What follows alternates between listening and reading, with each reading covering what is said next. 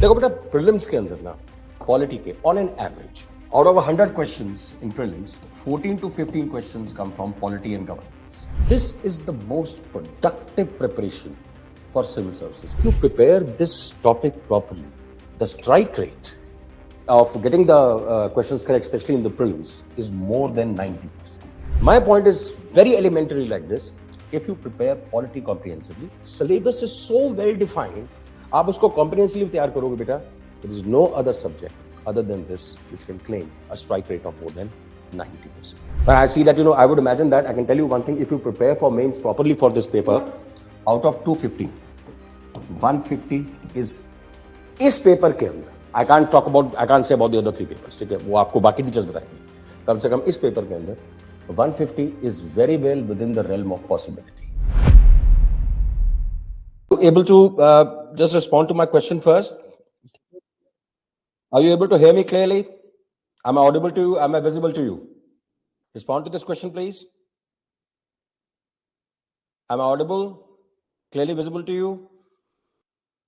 Okay, fine. That's good enough. Okay, that's good enough for me. Okay, so right now I'm going to disable the chat. Of course, I'll be taking a Q&A session with you once I'm done with my short lecture over here. Okay, if somebody is, am I audible? If I'm not audible, then you will reconnect again. एक बार दोबारा reconnect कीजिए. और अगर बेटा eco हो रही है तो क्या बोलूं बेटे? हाँ, दोबारा लॉगिन करिए अगर इको हो रही है. Was login again. अगर थोड़ा इको आ रहा है तो please login again. Right.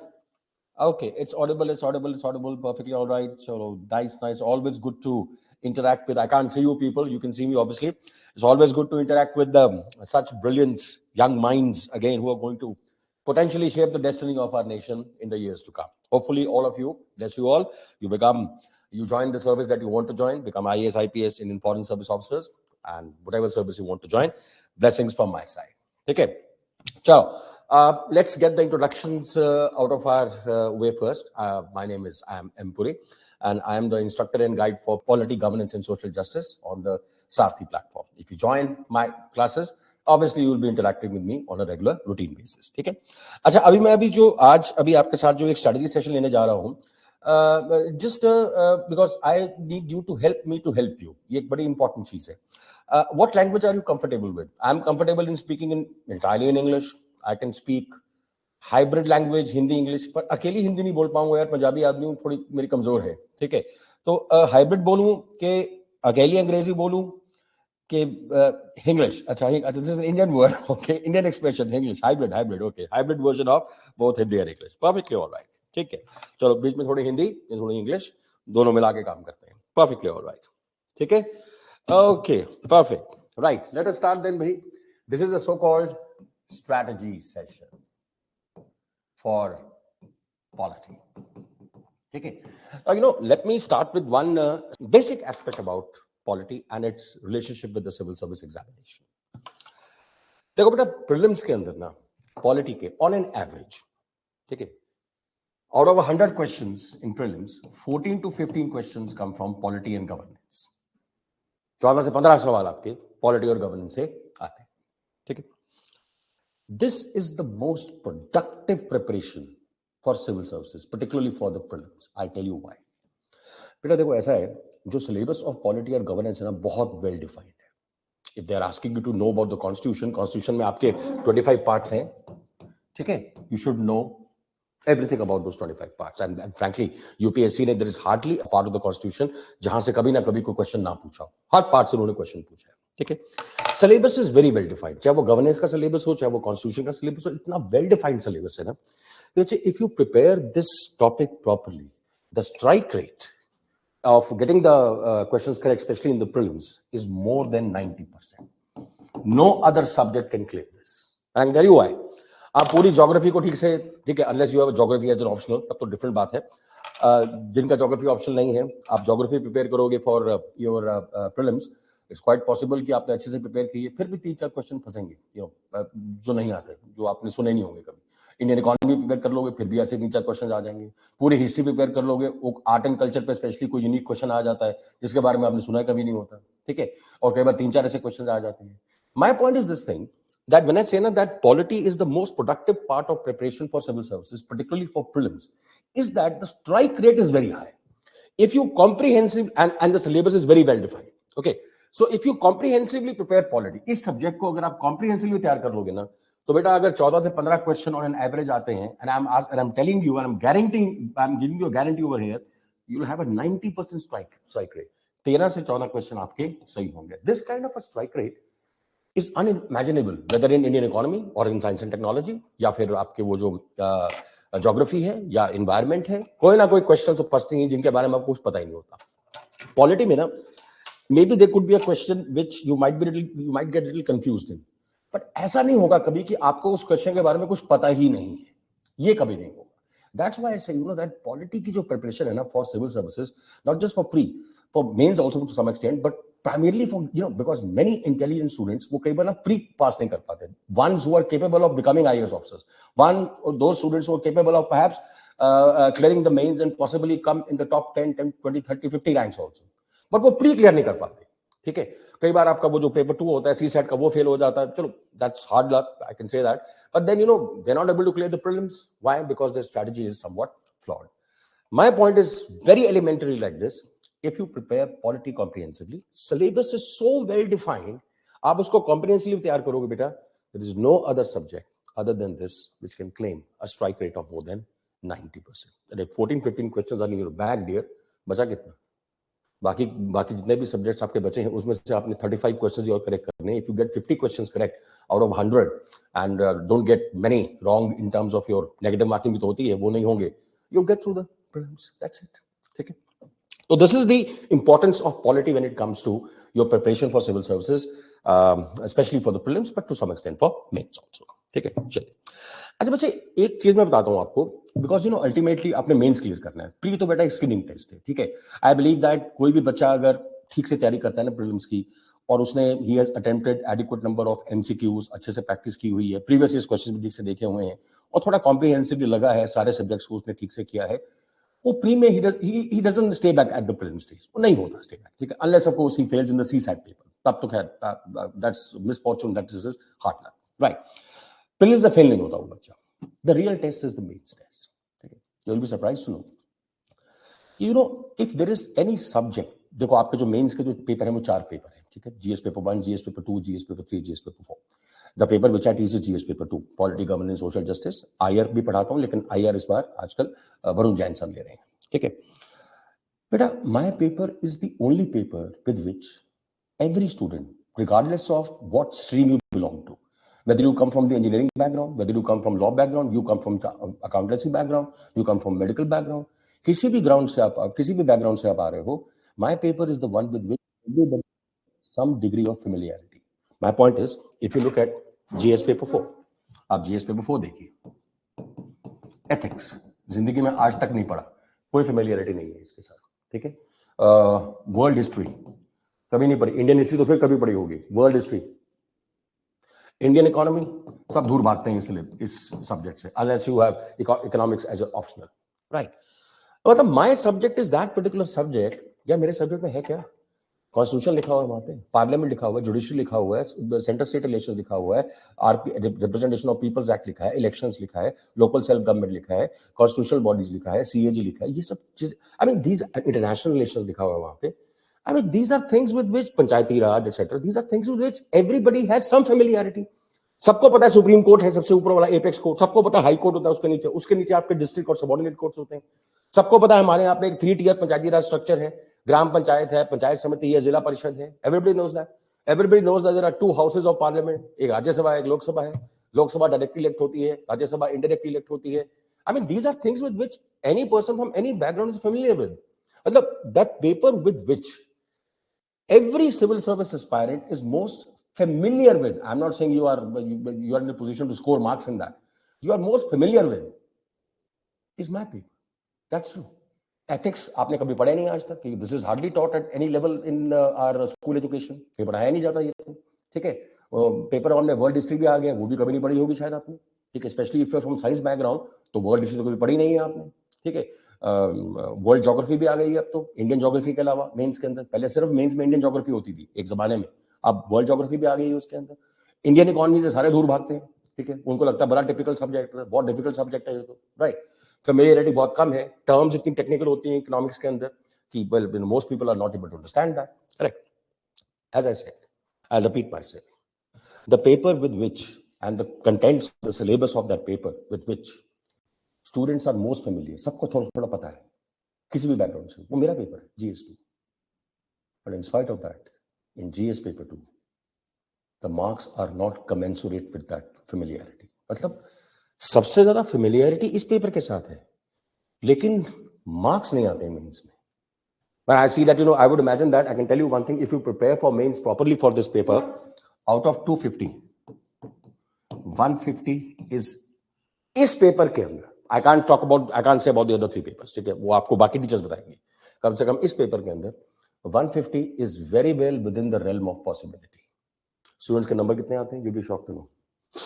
65, 75, less than 100 in any case. हाँ, टॉपर्स के अगर आप नंबर्स देखोगे उनके 120, 125, 115 किसी के आप the problem is that you only see the marks of the toppers. You don't see the marks of the majority of the students who appeared in the mains. उनके नंबर देखो और पेपर 2 के अंदर under 100, 75, 80, 90. This is the kind of marks they get. Where are they going wrong? Our problem is that, as I said, that this is the paper with which सबकी कुछ ना कुछ familiarity है, सब थोड़ा बहुत जानते हैं कंटेंट के बारे में, yet नंबर नहीं आते इसके अंदर. क्यों नहीं आते? Now let's talk about, because I want you to avoid those mistakes in your strategy towards preparing for your especially for the mains, also for the prelims. ठीक है? देखो बेटा, पहली बात पता है क्या है? 2013-14 में the UPSC changed the format of the Civil Service General Studies Mains Examination. ठीक है? तब से आ गए हैं आपके 4 paper. You know that paper 1, paper 2, paper 3, paper 4 and paper 2 is my paper. Correct? उससे पहले सिर्फ 2 पेपर होते थे, paper 1 and paper 2.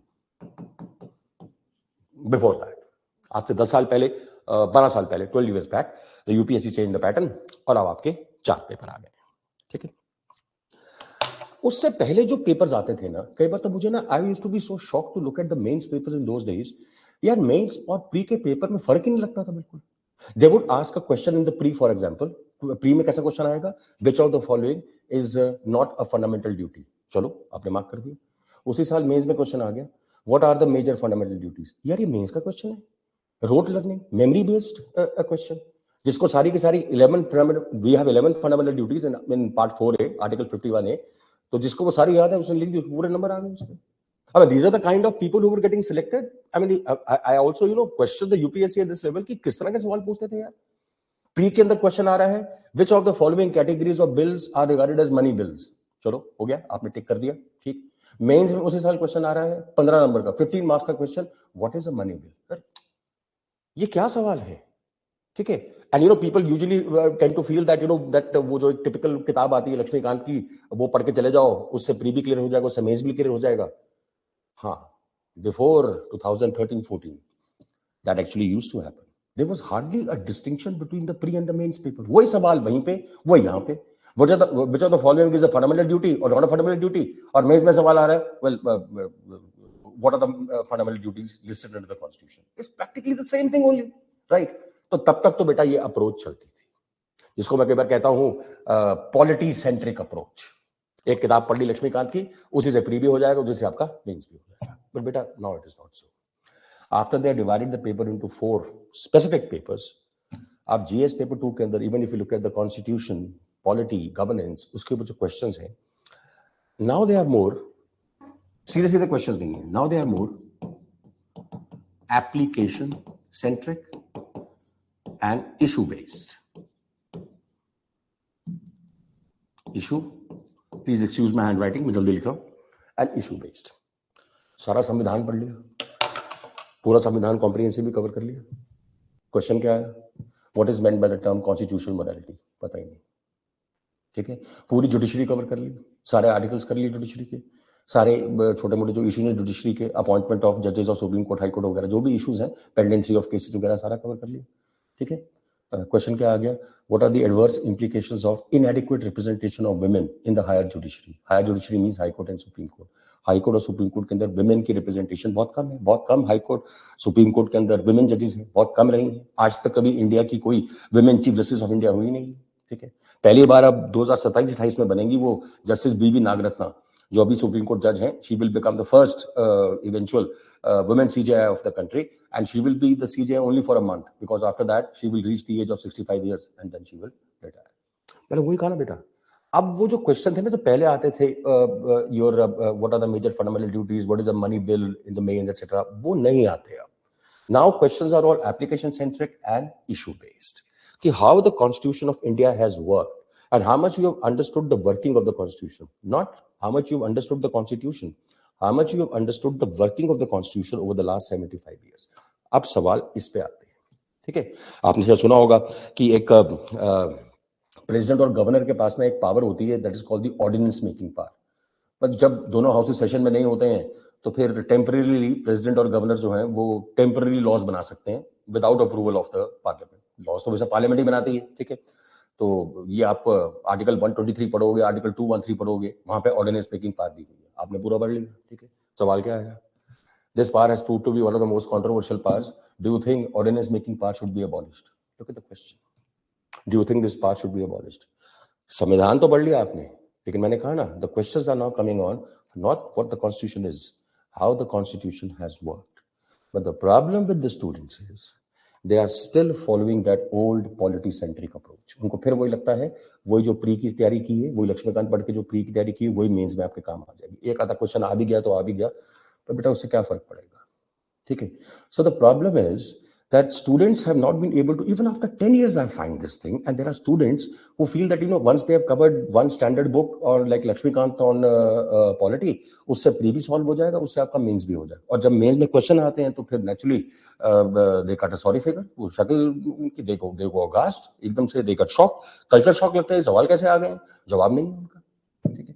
So one reason why most students are not able to score properly and score well in GS paper 2, in spite of that, as I said, the highest degree of familiarity with my subject, it is because that polity-centric approach has not been completely abandoned, and they are not adopted the issue-based and application-centric approach.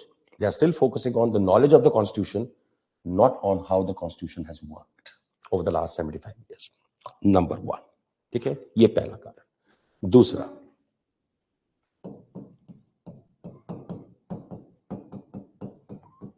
Poor interpretation. किसका interpretation? जो question आते हैं mains के अंदर, pre के अंदर तो कितना प्रॉब्लम नहीं होती इसकी, बट बेटा हमारा असली एग्जाम तो मेंस ही है। प्री को तो मैं स्क्रीनिंग टेस्ट मानता हूं, and I can tell you one thing, I assure you on one thing, if you do the polity part comprehensively 90% strike rate, if you do the other parts also comprehensively, you will get more than 50 questions correct out of 100 in GS pre pass. बस ये ensure करना कि कम से कम आपका वो सीसार का paper clear हो जाए, ठीक है। Real paper is the mains. तो स्ट्रेटजी ठीक है प्री के लिए भी होती है, वो मैं ये नहीं कह रहा कि प्री की स्ट्रेटजी नहीं होती, but you know after all the real paper, real exam is the mains examination. Pre pass करके क्या कर लोगे यार, ठीक है। मेंस जब तक पास नहीं होगा, इंटरव्यू कॉल नहीं आएगी, तब तक आपका नाम मेरिट लिस्ट में नहीं आएगा, ठीक है। Poor interpretation of what, you know, sometime what happens is, जब कुछ स्टूडेंट्स जीएस पेपर 2 दे के आ रहे होते हैं मेंस के एग्जामिनेशन हॉल से, तो मैं कई बार पूछता हूँ, हाँ जी व्हाट वाज द नेचर, कैसा पेपर था? कहते sir paper was very general. I said, what do you mean by that? Paper was very general. Sir, very general question, such as, what is the importance of an effective system of local self-government in India? ठीक है, एक और question बोले, और बताओ, और कौन से आपको लगा जनरल क्वेश्चन आए, बड़ा जनरल पेपर आया है, ठीक है। What are the adverse implications, खराब implications of corruption in India? Sir ये सभी लिख सकते हैं, कुछ ना कुछ तो लिख ही सकते हैं, ऐसे टाइप क्वेश्चन है। ओह, you couldn't be further from the truth। जब भी आपको लगे ना कि कोई क्वेश्चन ऐसा है जो बड़ा जनरल है, पहली बात तो बेटा there are no general questions. Each question requires a specific response in terms of concrete, crisp, separate points of analysis। Local cell government question आएगा, सारे शुरू करेंगे Mahatma Gandhi of dream of Gram Swaraj, और उसी को उल्टा सीधा डिफरेंट वर्ड्स में लिख लिख के कि making the villagers the masters of their own destiny etcetera, उसी को घुमा फिरा के बस वही लिखते जाएंगे। But there is nothing called a general question. If you see and if you get this feeling in your mind कि a question like what is the significance of an effective system of local self government in India, या फिर what are the adverse implications of corruption in India, अरे बेटा they require concrete points of analysis। और बड़ी सीधी सी बात बता दूं आपको मैं, how do UPSC examiners evaluate? आपके आंसर में 5 या 6 क्रिस्प बड़े सिग्निफिकेंट एनालिटिकल पॉइंट्स हैं, किसी और के आंसर में 8 है, he'll get more marks. But the point should not be repetitive. Repeat नहीं करना, अपने आप को रिपीट करोगे. मोस्टली ऐसे क्वेश्चंस के लोग अपने आप को रिपीट करते रहते हैं, and then they come out of the examination hall and से sir paper was very general से क्वेश्चन आए थे, कोई ऐसा टिपिकल क्वेश्चन नहीं आया, फिर नंबर भी बड़ा जनरली आते हैं आपके, right? The first mistake of interpretation that any student makes is treating a question as a general question. Therefore, the paper was general. तो हम जो भी मन में आए लिख के आगे वहां पे नंबर, फिर जो एग्जामिनर है वो भी जो उसके मन में आए उतना नंबर ही देगा आपको. ठीक है, पहला इंटरप्रिटेशन का मिस्टेक ये है. दूसरा,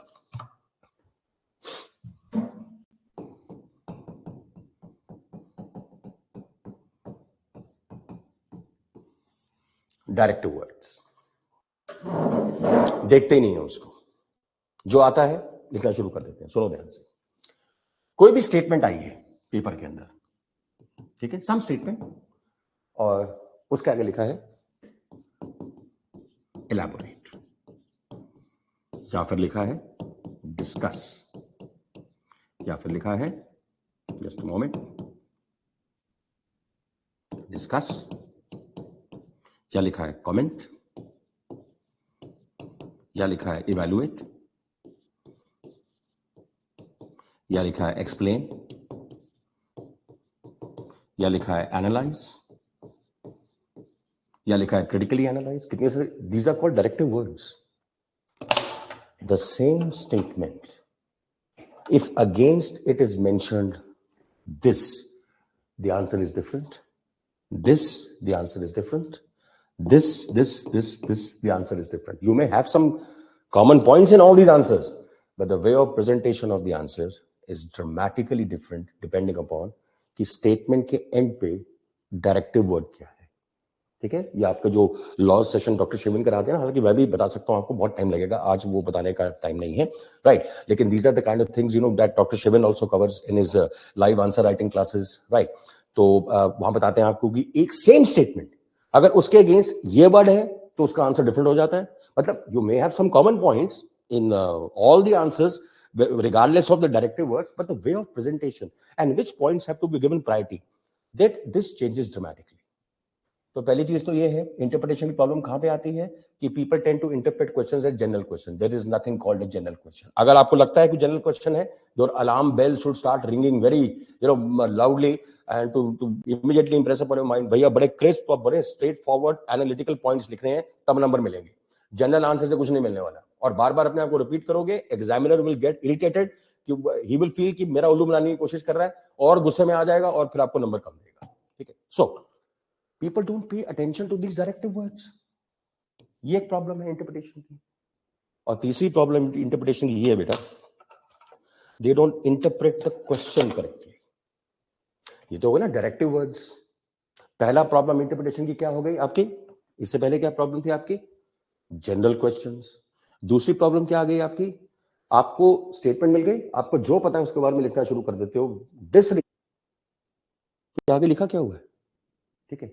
तीसरा, you don't interpret the question statement correctly. मैं आपको एग्जांपल देता हूं, क्योंकि there is a topic in the constitution, in your GS paper 2, comparison of Indian constitution with major global constitutions. उसको लेके क्वेश्चन आया था पीछे की, what are the critical issues in the election of Indian president versus the election of the French president. सवाल क्या है? What are the critical issues? क्या इश्यूज हैं इंडियन प्रेसिडेंट के इलेक्शन के अंदर, और क्या इश्यूज हैं आपके फ्रेंच प्रेसिडेंट के इलेक्शन के अंदर. भाई फ्रेंच प्रेसिडेंट तो एक he is the real executive, तो रियल हेड होता है गवर्नमेंट का. हमारा प्रेसिडेंट तो एक नॉमिनल हेड होता है, रियल हेड तो प्राइम मिनिस्टर होते हैं हमारे. तो चलो ठीक बात है. यहाँ पे इस चीज पे क्वेश्चन थोड़ी पूछा गया है. क्वेश्चन पूछा गया what are the issues in the electoral process of the Indian president and the electoral process of the French president who is elected directly. हमारे प्रेसिडेंट को तो इलेक्ट करने के लिए इलेक्टोरल कॉलेज बनता है. ठीक है. You know what most students rote इसके अंदर? क्या इंटरप्रेट किया उन्होंने? This is a question of हमारी पार्लियामेंटरी गवर्नमेंट है, उनकी सेमी पार्लियामेंट्री सेमी प्रेसिडेंशियल, क्योंकि वहां पर भी प्राइम मिनिस्टर होता है, बट बेसिकली प्रेसिडेंशियल ही है वहां पे फ्रांस के अंदर. I be talking about more of this as you join my classes. Comparative analysis में आपको सारा डिटेल दूंगा. द पॉइंट इज दिस ना, वो पूछ रहा है सवाल कि भी what are the issue Indian president versus the issues in the election of the French president.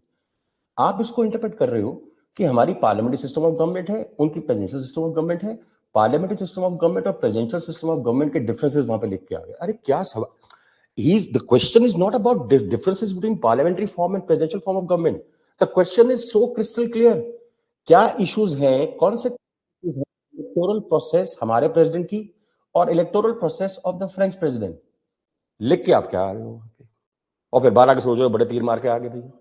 और वहां पे इस क्वेश्चन को लेकर तो मैंने कितने स्टूडेंट्स को बोला, मैं आप सब गलत लिख के आए हो, this is wrong, this is not the expectation of this particular question.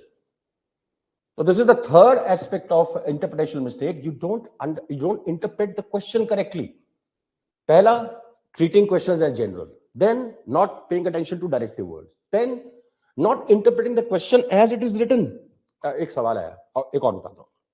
सवाल था the pace of social change in India is slow. So social change का pace, traditions they're difficult to give up, and especially some of those traditions which are patriarchal, caste based, and those feudal traditions in our country, difficult to immediately cast them off. धीरे धीरे ये चीजें खत्म होती हैं बेटा, feudalism, patriarchy, casteism धीरे धीरे आपकी खत्म होती हैं। तो सोशल चेंज का पेस स्लो है। और उसका क्या लिखा था, to what extent is the cadre based civil service in India responsible for this. लो जी, कैडर बेस्ड सिविल सर्विस, जैसे ही कैडर वर्ड नजर आया उनको, ओ आईएएस का कैडर होता है ना, जैसे मैं अपना स्टेट कैडर लूंगा, सबको एक दिल में होता है कि आई एम फ्रॉम पंजाब, मैं पंजाब कैडर लूं, मैं जम्मू एंड कश्मीर से जम्मू कश्मीर कैडर लूं, मैं तमिलनाडु से तमिलनाडु कैडर मिले। People thought that cadre over there means state cadre which are allocated to members of all India services. All India services तीन ही तो हैं, IAS, IPS and Indian forest service. What are all India services? What are all India services? अभी फंसोगे। अब repeat करोगे जो मैंने कहा है, sir IAS, IPS, Indian forest service, हो गया ना इंटरप्रिटेशन की problem. I didn't ask you to give examples of all India services, I asked you to define what are all India services. यहीं गड़बड़ हो जाती है। Look at the interpretation. अभी हो गया होगा आपके साथ। I have given you examples of all India services, but now I am asking you what are all India services. फिर मैं लिख के आ जाऊंगा IAS, IPS, all India services. No भाई, all India services are those services which are recruited by the center through UPSC examination, but members of these services have an obligation to serve under both the center and the states. आप जब state में IAS officer बन के जाओगे, district collector बनोगे, किसी district के अंदर डिस्ट्रिक्ट मजिस्ट्रेट बनोगे, तो you are serving the state government. Then you will have to you can often be sent on deputation to the central government. फिर वहां जाके जब आप होम सेक्रेटरी बनोगे, union home secretary, union finance secretary, then you are serving under the central government. ये है definition all India services. सवाल क्या था, what are all India services, आप दे रहे हो एग्जांपल उसके, ठीक है।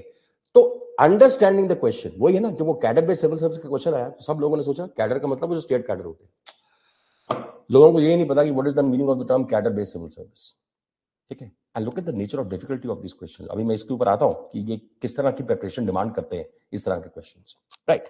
तो बेटा these are the basic interpretation problems that students face in my paper, treating the question as general, not paying attention to directive words, and then of course not interpreting the question, the expectation of the question. Back when I was teaching in Delhi, मैंने 2 साल से अब offline classes छोड़ी हुई हैं, ठीक है। तो मैं वहां पे टेस्ट सीरीज करवाता था बच्चों को, जो मेरे अपने स्टूडेंट्स होते थे, राइट। और जो मेरा स्टैंडर्ड रिमार्क आता था ना उनको, जिनको कम नंबर मिलते थे किसी भी क्वेश्चन के अंदर, तो मेरा स्टैंडर्ड रिमार्क आता था, प्लीज आंसर द क्वेश्चन। तो मुझे पूछते थे, सर आंसर तो किया है। मैंने कहा बेटा सवाल को देख क्या है, क्या है उसकी एक्सपेक्टेशन है। You are writing some answer, but this is not the answer to this question. Please answer the question, right. So these are the interpretational problems that students face, which obviously but I cannot be pretentious, I won't be selling myself over it, that's not my job, right? But if you join my classes, I'll make sure that these problems get cleared up as soon as possible, okay? Third reason,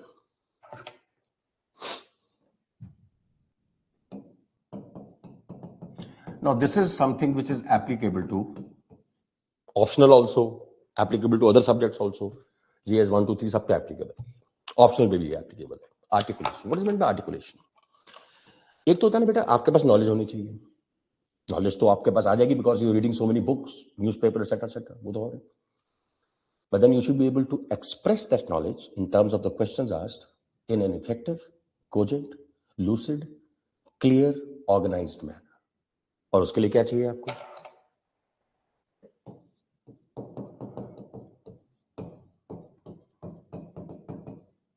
Writing practice, the most ignored part of civil service preparation. देखो बेटा, I may tell you when you are my student that you are a student who's capable of clearing this examination. मैं आपकी knowledge जानता हूँ. If I interact with you on a regular basis, मुझे पता लग जाता है. ऑफलाइन क्लासेस में तो सामने मैं बता देता था कि कौन कितना पानी में है. ठीक है, मतलब किसकी प्रिपरेशन अच्छी है मुझे पता है, ये बच्चा क्लियर कर सकता है आपका एग्जामिनेशन. राइट. देखो बेटा, मैं तो जानता हूँ you have the capacity to become a good IAS officer. You have the capacity to clear the examination. UPSC doesn't know. UPSC तो will judge you in terms of what you write. मैं तो नहीं UPSC के पास जा सकता ये बोलते हुए कि जो लड़का बहुत अच्छा है जी, वो उसको आप पास कीजिए, वो तो आपने ऐसे ही उसको फेल कर दिया. UPSC के एक भी जो उसने लिखा है उसके बेसिस पे उसको नंबर दिए हमने, बात खत्म हो गई आपकी. यही तो चीज है. That's the difference. In the end, that 1.5 years of back-breaking effort that you're going to put into preparing for civil services, it boils down to those 3 lonely hours. वो होता है ना, जैसे आपने ओलंपिक्स होती है जिसमें 100 मीटर स्प्रिंट होती है, उसमें देखा ना वो like fraction of a seconds पे फर्स्ट गोल्ड और सिल्वर ब्रॉन्ज मेडल डिसाइड होता है. 9.8, 9.7, 9.6 इस तरह से. अब somebody has clocking 9.8 seconds, right?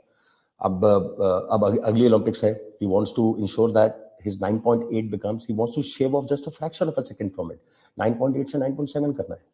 4 साल he will put in back-breaking effort into making that 9.8 into 9.7, 9.65 seconds के अंदर 100 meters भागना.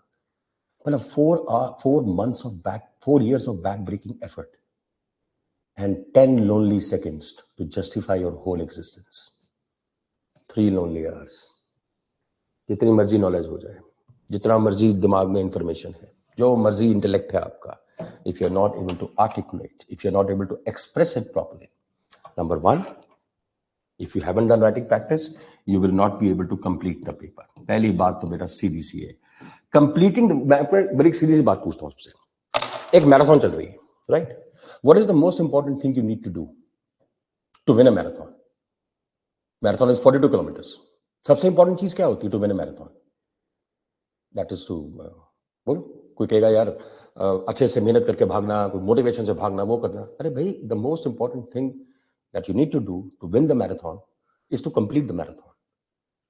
42 kilometer marathon cannot be won by running 41.5 kilometers, not even by running 41.9 kilometers. You have to complete 42 kilometers. तो बेटा अगर 20 questions आपके GS2 में आ रहे हैं, you should be able to complete those 20 questions in time. I have seen so many students जो मेरे को आगे कहते हैं सर 2 क्वेश्चन छूट गए. हाँ, 20 नंबर ऐसे छोड़ के आ गए. मतलब आउट ऑफ 2 आपकी स्कोरिंग अब 250 में से नहीं हो रही है, अब आप 230 में से स्कोरिंग हो रही है. And if that question happen to be those questions happen to be 15 markers, तो फिर 30 मार्क्स गए. Your scoring is from 220 then. One of the biggest reasons that most students are not able to complete the paper is because they are out of writing practice. Writing practice कब शुरू करते हैं? Pre के बाद एक test series join कर लेते हैं. That is not enough. That's not the way you develop your writing skills. वो चलो ठीक है, आपने टेस्ट सीरीज ज्वाइन कर ली, वो चेक करने वाले पता नहीं किस तरह से चेक करते हैं. I know that checking tests is a very difficult exercise. I stopped test series because it was very very painful for me to check tests. बहुत बर्डन बढ़ जाता था मेरे ऊपर, and I didn't want to just go through and just check for the sake of checking it. वो मुझसे नहीं होता था. ठीक है, तो मैंने फिर टेस्ट सीरीज बंद कर दी. Right. I generally guide students की how to write the right answer, what should be the components, how to write the introduction, how to write the conclusion, वो मैं सारा बता देता हूँ. ठीक है, तो बेटा अगर आपकी राइटिंग प्रैक्टिस नहीं है, you will not be able to complete the paper. अच्छा, even if you are able to complete the paper, you know आपका जो पहला क्वेश्चन आंसर करते हो ना मेंस के अंदर, उसकी बेस्ट क्वालिटी होती है. Second almost same, third almost same, fourth मान लो चलो ऑलमोस्ट सेम. उसके बाद धीरे धीरे as the pressure of time builds, quality keeps on deteriorating. If you're not able to maintain the consistency of quality from the first to the 20th question, you're out of writing practice. That means आपने writing practice ठीक से नहीं की है. आपकी quality जब consistent रहेगी from the first question to the last question and with probably 10 minutes to spare, then you get 150 marks in my paper. ठीक है, तो how to develop this articulation ability? This is not something which can be ये जो the ability to express yourself and put your thought into words. ठीक है, उनको cogently, lucidly, clearly express करना, एक proper organized way से present करना. This is not an ability which is developed in a day, a week, a couple of months. But then I'm not even saying it takes 5 to 6 years to develop. I don't want you to develop the skills of you're not supposed to become an author. किताबें थोड़ी लिखनी है आपने. You just need to develop the skills to a point where you can communicate quickly and effectively in the language in which you are answering mains. I am assuming यहाँ पे बहुत सारे students जो होंगे वो आपके इंग्लिश मीडियम में ही appear हो रहे होंगे. ठीक है, उसके लिए राइटिंग प्रैक्टिस चाहिए आपको. तो इफेक्टिव राइटिंग स्किल्स डेवलप करने के लिए how much time is required? Frankly speaking, I would say 6 to 8 months. Bas, that's it. That's it. And what is the effort required? The problem is the effort required is so little that students don't even put in that much effort. I just ask my students to do this. यार रोज सुबह सुबह उठ के, शाम को नहीं दोपहर के नहीं, सबसे पहला काम क्या करना है, एक पकड़ो प्रीवियस ईयर पेपर, जो टॉपिक्स आपने कवर कर लिए हैं, उसमें से कोई प्रीवियस ईयर का क्वेश्चन पकड़ो मेंस का, सुबह सुबह 10-12 मिनट लगा के उसका आंसर लिखो. 200 words every day. That's it. That's it. Am I asking for too much? 10-12 minutes, 10-12 minutes of your day, out of your entire preparation schedule, consistently for 6 to 8 months. और 3 महीने बाद उसको 2 क्वेश्चन कर दो. ठीक है? How much am I asking you to dedicate to writing practice? 20 minutes, 25 minutes a day, which is hardly anything. Writing is half the game, but the practice that is required is just 20-25 minutes in a day.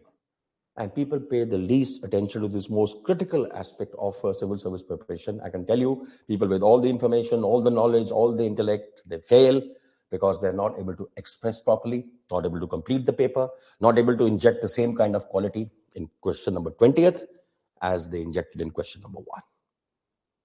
ठीक है, author नहीं बनना हमने. 6 से 8 महीने. अंग्रेजी improve करने की तरीके मैं बता देता हूँ, 1-2 तो भी बता देता हूँ. वैसे तो मैं क्लासेस में बहुत बताता रहता हूँ. I keep on improving in English also. That's one of my objectives, specially for those students who are appearing in English language. I keep on giving them new phrases, new terms, terminology, etc., legal English, etc., etc. If you ask the students who are already my students, उनको पूछना कि मेरे lectures में polity की knowledge तो मिलती है, अंग्रेजी की ज्यादा मिलती है. Right, that is there. So one small thing that I can advise you when it comes to improving your ability to express. मैं एक सवाल पूछता हूँ स्टूडेंट से कि भाई आप in what language do you think, किस लैंग्वेज में सोचते हो? अपनी रीजनल लैंग्वेज में, ऑब्वियसली. भाई English is not a native tongue, ये हमने अक्वायर की है, सीखी है. ठीक है, तो obviously our ability to express as effectively as perhaps an Englishman from England would do, वो तो कम ही रहेगी. उसकी तो मदर टंग है. हमारी मदर टंग वेल, किसी की कन्नड़ा है, किसी की तमिल है, किसी की पंजाबी है, जैसे मेरी, किसी की हिंदी है, किसी की कोई और है. ठीक है, ये तो अक्वायर्ड है, ये हमारी नेटिव लैंग्वेज तो है नहीं बिल्कुल भी. But the problem is in what language do we think in our native language. My grandfather, when I was in class 6 और 7, मेरी अंग्रेजी बहुत पुअर होती थी. My grandfather was the one who actually improved my English, right? And he told me one thing: just start doing one thing. Check yourself every time. How? Start thinking in English. अब जैसे कोई आदमी अगर red light तोड़ के भाग रहा है, तो दिमाग, रेड लाइट तोड़ के he's jumping a red light on a traffic crossing, तो दिमाग में कहता है गधा कहीं का. ठीक है, ये नहीं आना चाहिए दिमाग में. दिमाग में आता है ना गधा कहीं का, खच्चर, पागल आदमी. ठीक है, वो आना चाहिए what a rogue यार. You're not going to say this. It should come in your mind. The language you want to master, you should start thinking in that language. After that advice from my grandfather, I started thinking in English so much. आज ये होता है कि अगर मुझे पंजाबी भी बोलनी पड़े ना, अंग्रेजी में सोच के फिर पंजाबी बोलता हूँ. ठीक है. Secondly, how to improve your expression. Just take any word that you know the meaning of. 10 words. दिमाग में करनी है एक्सरसाइज. लिख के कर लो, मर्जी है. Do this exercise with respect to 10 words every day, and then report back to me after 2 months how your ability to express yourself in your language has improved. ठीक है, अब देखो, रोज के 10 वर्ड पकड़ लो. कॉम्प्लिकेटेड वर्ड्स नहीं, words that are known to you. ठीक है, so for example, okay, I'll give you an word. Responsibility. Everybody knows what this means. Define it. Define the term. लेकिन उस डेफिनेशन में वर्ड रिस्पॉन्सिबल नहीं आना चाहिए. अगर रिस्पॉन्सिबल वर्ड आ गया तो फिर डिफाइन थोड़ी किया आपने. Define, you know what is responsibility. Okay, define responsibility in the organizational sense. Like every person is given some responsibility, some functions to discharge, some duties to fulfill in an organization. सबकी अपनी अपनी duties और responsibilities होती हैं. Define in the organizational sense responsibility. सबको पता नहीं इसका मतलब. Everybody knows. I'm asking you to define it. Do this mental exercise. What is responsibility? Some task is assigned to you. It's the obligation to carry out the assigned task. Yes. It's an obligation on you to carry out some task which is assigned to you in the organization. हो गया define. अब इस तरह के 10 word पकड़ो रोज. Words that you know the meaning of. Simplest of words. ठीक है, पकड़ो, अखबार से निकाल लो सिंपलेस्ट ऑफ वर्ड्स. ठीक है, यूज 10 वर्ड्स, अपने दिमाग में उनको डिफाइन करो. ठीक है, then check the dictionary, how the dictionary is defined it. ठीक है, उसमें कैसे डिफाइन किया जाता है. Right. See where you went wrong. You might get some ideas. And over time, what will happen is when you start doing this exercise of 10 words a day, report back to me in 2 months. You will thank me. This is an exercise I do even today. Okay? You will thank me for this. First, start thinking in English. Whatever language you want to appear this. देखो अगर क्या कर सकते हैं बेटा. अब ये एक अंग्रेजी लैंग्वेज हमको अंग्रेज छोड़ गए हैं. अब क्या कर सकते हैं बेटा. पेपर इंग्लिश में ज्यादा लोग इंग्लिश में अपेयर होते हैं. ठीक है, I can't help it. I don't like it but I can't help it. ठीक है, I wish I could appear in Punjabi. Right, but I can't help it. But now if this is an occupational hazard, ये हमारा एक अब है problem कि English में ही आपने अपेयर होना है, तो भाई ठीक है, फिर अब इंप्रूव करो. So one, start thinking in that language which you want to improve. Secondly, use 10 words, common words, very common, जो आपको मतलब पता है. सर उसको डिफाइन करो, नॉट मोर देन 10-15 वर्ड्स के अंदर. ऐसे नहीं लिखना उसके ऊपर, जस्ट 10-15 वर्ड्स, दैट्स इट. ठीक है, just do that. See the improvement. You will report back to me in 2 months. Sir मेरा ability to express myself has improved geometrically, exponentially improve हो गया. And start thinking in English. तो articulation is the key. चलो, poor articulation means poor writing practice. Mind को आपने exercise नहीं किया writing practice के लिए. मैं सिर्फ एक्सपेक्ट करता हूं to start with 1 question a day. अच्छा, अगर आपने प्रिपरेशन अभी शुरू नहीं की है तो क्वेश्चन तो आंसर कर नहीं सकते. आप एक काम करो, न्यूज़पेपर्स पढ़ने शुरू करो. न्यूज़पेपर में जो एडिटोरियल पेज होता है ना, जहां पे कमेंट्स आते हैं about the happenings of the day, जो भी आजकल में हो रहा है उसके ऊपर कमेंट आते हैं. एडिटोरियल पढ़ो, उसको अपने जहन में उतार लो. ठीक है, मतलब understand comprehensively what is written in the editorial. क्या कमेंट है, क्या ओपिनियन है उसके अंदर. उसके बाद उसी जब तक आप प्रिपरेशन तैयार शुरू नहीं करते, because till the time you start your preparation you can not really practice previous years questions. Right. So till the time your preparation is not started, read the newspaper, read an editorial column which is a comment on, opinion on the things which are happening around us on a day-to-day basis. Once you have comprehensively understood what is written in the opinion, now write 200 words on it. Write the same thing what is in the editorial, 200 words in your own words. A 200 word paragraph खुद लिखो कि उस editorial को पहले समझ लो, 2 बार पढ़ लो बेशक, लेकिन उसके बाद जो भी आपने उसमें से समझा उसको अपने वर्ड्स में लिख लो. अब उसको हटा दो, अपने वर्ड्स में उसको लिखो. ठीक है, जब आपकी प्रिपरेशन शुरू हो जाएगी तो फिर आपके पास पीवाईक्यूज का तो बेटा भंडार लगा हुआ है. तो जो मर्जी जितने मर्जी पीवाईक्यूज अटेम्प्ट करो उसके बाद. Right. So start building your language. If you don't do it even with the best of knowledge, the best of information, trust me, even if you know the answer to the question, you might not get adequate marks. Number कम रह जाएंगे. ठीक है, चलो. अच्छा, अब एक और चीज है बेटा, देखो, जिसके कारण नंबर कम आते हैं. People don't understand the GS paper 2. Syllabus का जो लेआउट है ना, वो समझते नहीं है. सबसे ऊपर क्या लिखा हुआ है सिलेबस के अंदर? Constitution and it's provisions. मतलब सारी कॉन्स्टिट्यूशन, सारा संविधान, कॉन्स्टिट्यूशन एंड इट्स प्रोविजन, बस हो गया. सारे का सारा संविधान, पूरा कॉन्स्टिट्यूशन. फिर ऐसा क्यों है कि सिलेबस के अंदर कॉन्स्टिट्यूशन के अंदर जो चीजें हैं वो सेपरेटली भी लिखी हुई है. सेपरेट लिखा हुआ है पार्लियामेंट, सेपरेट लिखा हुआ है सेंटर स्टेट रिलेशंस, सेपरेट लिखा हुआ है लोकल गवर्नमेंट, सेपरेट लिखा हुआ है elections and representation of people's act. Representation of people's act 2 है, 50 और 51 का. These are the 2 laws according to which you know are elections. Separately लिखा हुआ है सिविल सर्विसेज, सेपरेटली लिखा हुआ है जुडिशरी. अरे भैया, ये सारे तो कॉन्स्टिट्यूशन के पार्ट ही हैं. आपने जब ऊपर ये लिख दिया कि कॉन्स्टिट्यूशन एंड इट्स प्रोविजंस, तो इसका मतलब सब कुछ. फिर कॉन्स्टिट्यूशन के स्पेसिफिक पार्ट्स को उन्होंने सेपरेटली को लिखा हुआ है. Parliament, centre state relations, local government, elections, civil service, judiciary. Separate को लिखा है फिर उन्होंने, कॉन्स्टिट्यूशनल बॉडीज लिखा हुआ, कॉन्स्टिट्यूशनल बॉडीज वो भी लिखा हो। अरे जब आपने ऊपर लिख ही दिया है कॉन्स्टिट्यूशन एंड इट्स प्रोविजंस, तो फिर ये नीचे स्पेशली क्यों मेंशन की गई है? Several topics of the Constitution, parts of the Constitution are specifically mentioned, even though the beginning of the GS paper 2 syllabus, you will read the statement Constitution and its provisions. That means the whole Constitution. बचा क्या? लेकिन उसी Constitution के कुछ parts को उन्होंने separately mention किया हुआ है. You know what this means? The level of preparation required for these parts. Obviously, it is not the level of preparation required for a person who is having political science as an optional. क्योंकि वहां पे भी चीजें पढ़ी जाती है, पबैड के अंदर भी पढ़ी जाती है चीज, उस लेवल की प्रिपरेशन नहीं चाहिए.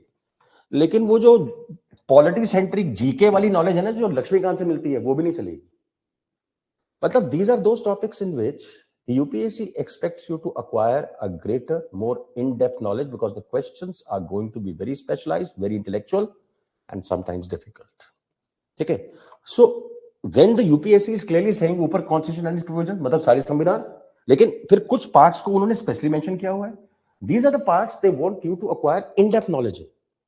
These are the parts which have to be specially prepared, and the level of preparation cannot be that typical old style GK. I'm not even asking you to prepare it to the level that an optional student will prepare, क्योंकि पबैड के अंदर भी ये topics हैं, political science के अंदर भी ये टॉपिक्स हैं. You have to catch a level somewhere in the middle. वो ना वो टिपिकल जीके वाला, ना वो टिपिकल ऑप्शनल वाला, वो तो बहुत हाई हो जाएगा. ठीक है, उसके बीच का level, somewhere between. If you attend my classes, मैं तो करवा ही दूंगा आपको, वो तो है ही, that is there. But ultimately as I said, for those topics specially mentioned, syllabus के लेआउट को समझो बेटा, क्यों उन्होंने ऐसे स्पेसिफिकली टॉपिक्स मेंशन किए हैं. For this and this reason only, they require you to have much greater understanding, much greater appreciation, much greater intellectual depth of understanding of these topics. और क्वेश्चंस बेटा बड़े टिपिकल आते हैं. ऐसे question administrative tribunals, शायद आपने कुछ नए बच्चों नहीं सुनी होगी ये टर्म. एडमिनिस्ट्रेटिव ट्रिब्यूनल्स जो जुडिशरी का पार्ट है, उसके ऊपर बेटा सिविल सर्विस GS2 के अंदर ऐसे क्वेश्चंस आए हैं. लॉ ऑप्शनल वाले बच्चे मुझे कह रहे थे एक बार, तो सर ये क्वेश्चन तो हमें भी मुश्किल लग रहा था. लॉ ऑप्शनल वाले को मुश्किल लग रहा था वो. What can we do? Okay. So for those topics which are specially mentioned, you have to catch a level of preparation which is not that typical GK, Lakshmikant centric, nor even optional to the extent of which one would likely to prepare in the optional. You have to catch a level उसके बीच का. ये students appreciate नहीं करते हैं. Why have they mentioned those topics separately? यार कुछ तो कारण होगा. And I'll just rest my case with this thing. Look at the questions appearing from those topics. They are typical, yeah. They are difficult. They are complicated. They are cumbersome. समझ में मुश्किल आ जाती है कई बार, या ये कैसा इतना मुश्किल क्वेश्चन पूछ लिया. ठीक है, उससे पता लगता है कि what they expect from these topics. ठीक है. Next and last point.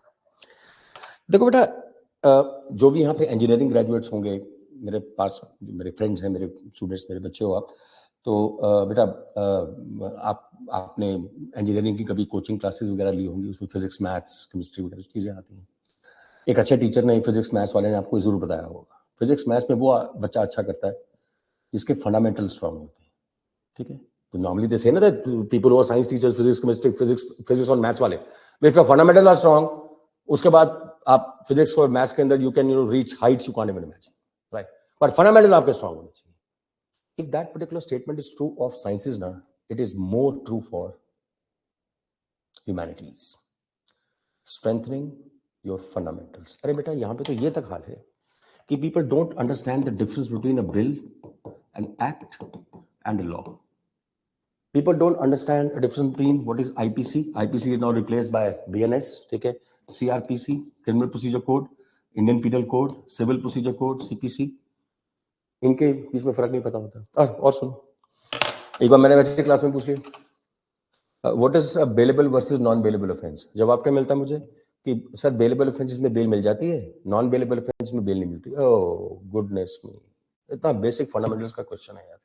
अरे भैया बेल तो हर ऑफेंस में मिलती है. बेलेबल ऑफेंस वो बेल ऑफेंस होता है जिसमें bail is your right, court has to give you bell.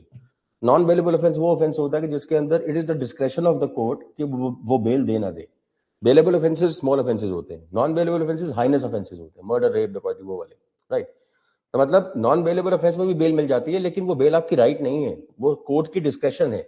मर्जी है जज साहब की कि आपको बेल देते हैं कि नहीं देते, लेकिन बेलेबल ऑफेंस वो होते हैं जहां पे बेल आपकी राइट है, जज साहब को देनी ही पड़ेगी आपको बेल। तो मेरे को जवाब क्या मिला था, सर बेलेबल ऑफेंसेस वो जिसमें बेल मिलती है, नॉन बेल में बेल नहीं मिलती। नहीं भाई, बेल तो हर ऑफेंस में मिल सकती है, even the offences under prevention of money laundering act, UAPA, वो जो स्पेशल लॉज हैं जिसके अंदर बेल बड़ी मुश्किल से मिलती है, बेल पर मिलती है वहां पे भी, ठीक है। फंडामेंटल्स ही नहीं स्ट्रॉन्ग, ठीक है। So strengthening your fundamentals is more important here than perhaps with respect to any subject in sciences and physics, chemistry, maths, whatever. Humanities के fundamentals equally applicable over here, that particular logic. ठीक है बच्चे। अच्छा बच्चे, अब थोड़ा सा बता देता हूँ कि तैयारी कैसे करनी है, ठीक है, स्ट्रैटेजी क्या है। देखो बेटा, जब आप पॉलिटी की तैयारी शुरू करते हो ना, सबसे पहले the first thing you have to do, ठीक है, you don't need to read 6, 7, 8, 9, 10 books of social sciences, not even for a second, ठीक है। 11th, 12th political science books, all books, 11th and 12th, और NCERT latest वाली, all books, even the book on political theory. Why I'm asking you to read the book on political theory? Political theory जो किताब है उसके अंदर जो chapters है उनके हेडिंग्स पता है क्या? Liberty, justice, equality. क्वेश्चन आया प्री के अंदर आया था question, what is implied by the meaning of what is the implied meaning of the term liberty? और बड़ी टिपिकल चॉइसेस आती है नीचे। वो कौन आंसर कर सकता है जिसने ये बेसिक किताब पढ़ी है पॉलिटिकल थ्योरी की? कुछ नहीं है यार, कॉन्स्टिट्यूशन के अंदर है क्या? वही चीजें हैं, liberty, equality, justice, social, economic, political, ये चीजें हैं। उसकी थोड़ी सी थ्योरेटिकल अंडरस्टैंडिंग, लिबर्टी क्या होती है, फ्रीडम क्या होती है, फ्रीडम और लिबर्टी में क्या फर्क है, फर्क होता है दोनों, ठीक है। इक्वालिटी क्या होती है, ठीक है, formal equality versus substantive equality क्या होती है, जस्टिस क्या होती है, जस्टिस कितने कितने तरह की होती है, सोशल जस्टिस है, इकोनॉमिक जस्टिस है, पॉलिटिकल जस्टिस है, इंटरनेशनल जस्टिस है, कितनी सारी चीजें हैं आपकी, राइट। तो ये पॉलिटिकल थ्योरी की बुक है बेटा, उसके ऊपर कम से कम 3 बार क्वेश्चन आ चुके हैं, और जिसने ये थ्योरी की किताब पढ़ी थी ही could answer it very easily. Question पूछा उन्होंने, what which of the following is implied by the meaning of the term liberty, question. एक बार इक्वालिटी पे क्वेश्चन आ गया था, what is not implied by the term equality, question आ गया आपका। सो पहले आपने कुछ भी करने से पहले, even I would say before joining the course, कोशिश करो कि पॉलिटिकल साइंस की 11 12 की एनसीईआरटी की किताबें पूरी कंप्लीट कर दो। कितना टाइम लगेगा? 3 दिन में किताब खत्म हो जाती है, 2 दिन में खत्म हो जाती है, छोटी छोटी सी बुक्स हैं यार आपकी, 10 दिनों में खत्म कर दोगे आप, ठीक है। रोज लगाओ 4-5 घंटे, 10 डेज में ये किताबें खत्म हो जाएंगी, ठीक है। पहले तो आपको एनसीईआरटी की बुक्स करनी है। दूसरा, if you attend my classes, you take my notes, ज्यादा जरूरत नहीं है उसके बाद, प्रीकम मेंस है जो मेरी क्लासेस हैं, ठीक है, बट आई डू रिकमेंड कि कम से कम एक बुक पढ़नी जरूरी है पॉलिटी के लिए, ठीक है। You want to read Laxmikanth, आप ये पढ़ लो, मैं आपको 3 बुक्स की चॉइस दे रहा हूं, मतलब you can choose one of them whichever suits you. Laxmikanth की पढ़ लो, या there is a book introduction to the constitution of India by D D Basu, या फिर there is a book constitution of India by Subhash Kashyap.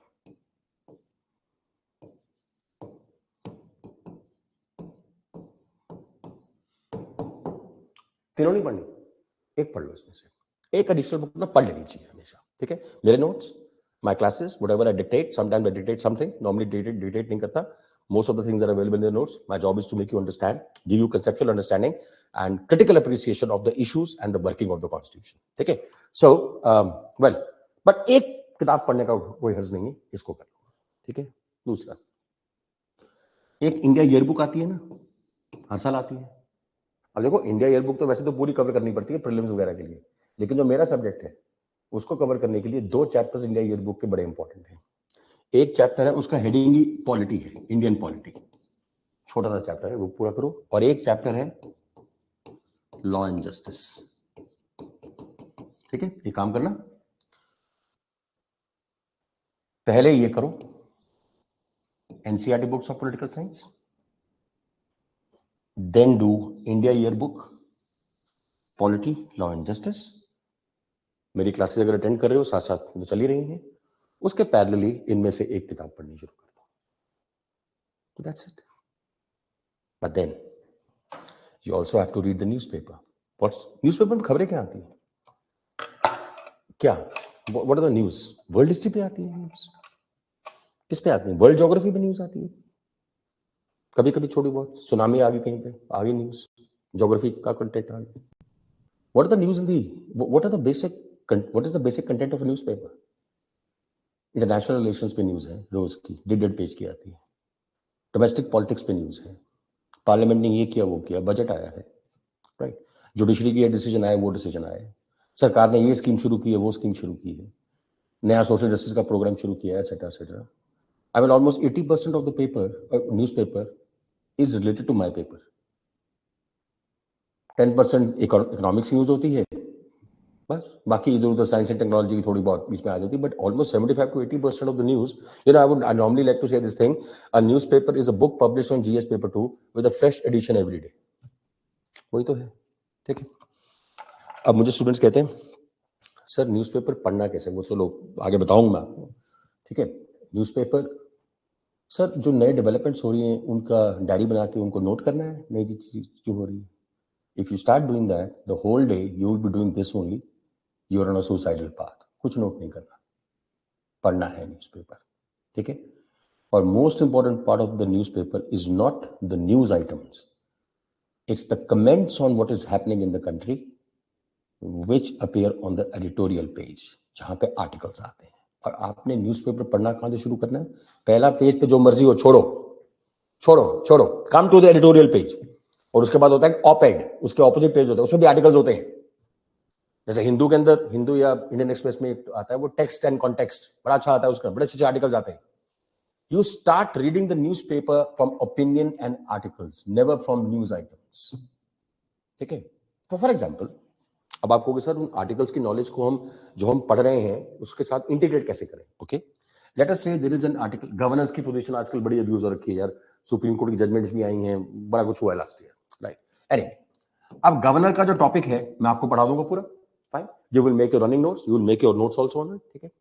Tomorrow if you read an article on the governance position पे कोई article आ गया, ठीक है, उसके जो इंपॉर्टेंट की पॉइंट्स है ना, जो नए आपको मिल रहे हैं, उसको हाईलाइट करो, कटिंग निकालो उसकी, ठीक है.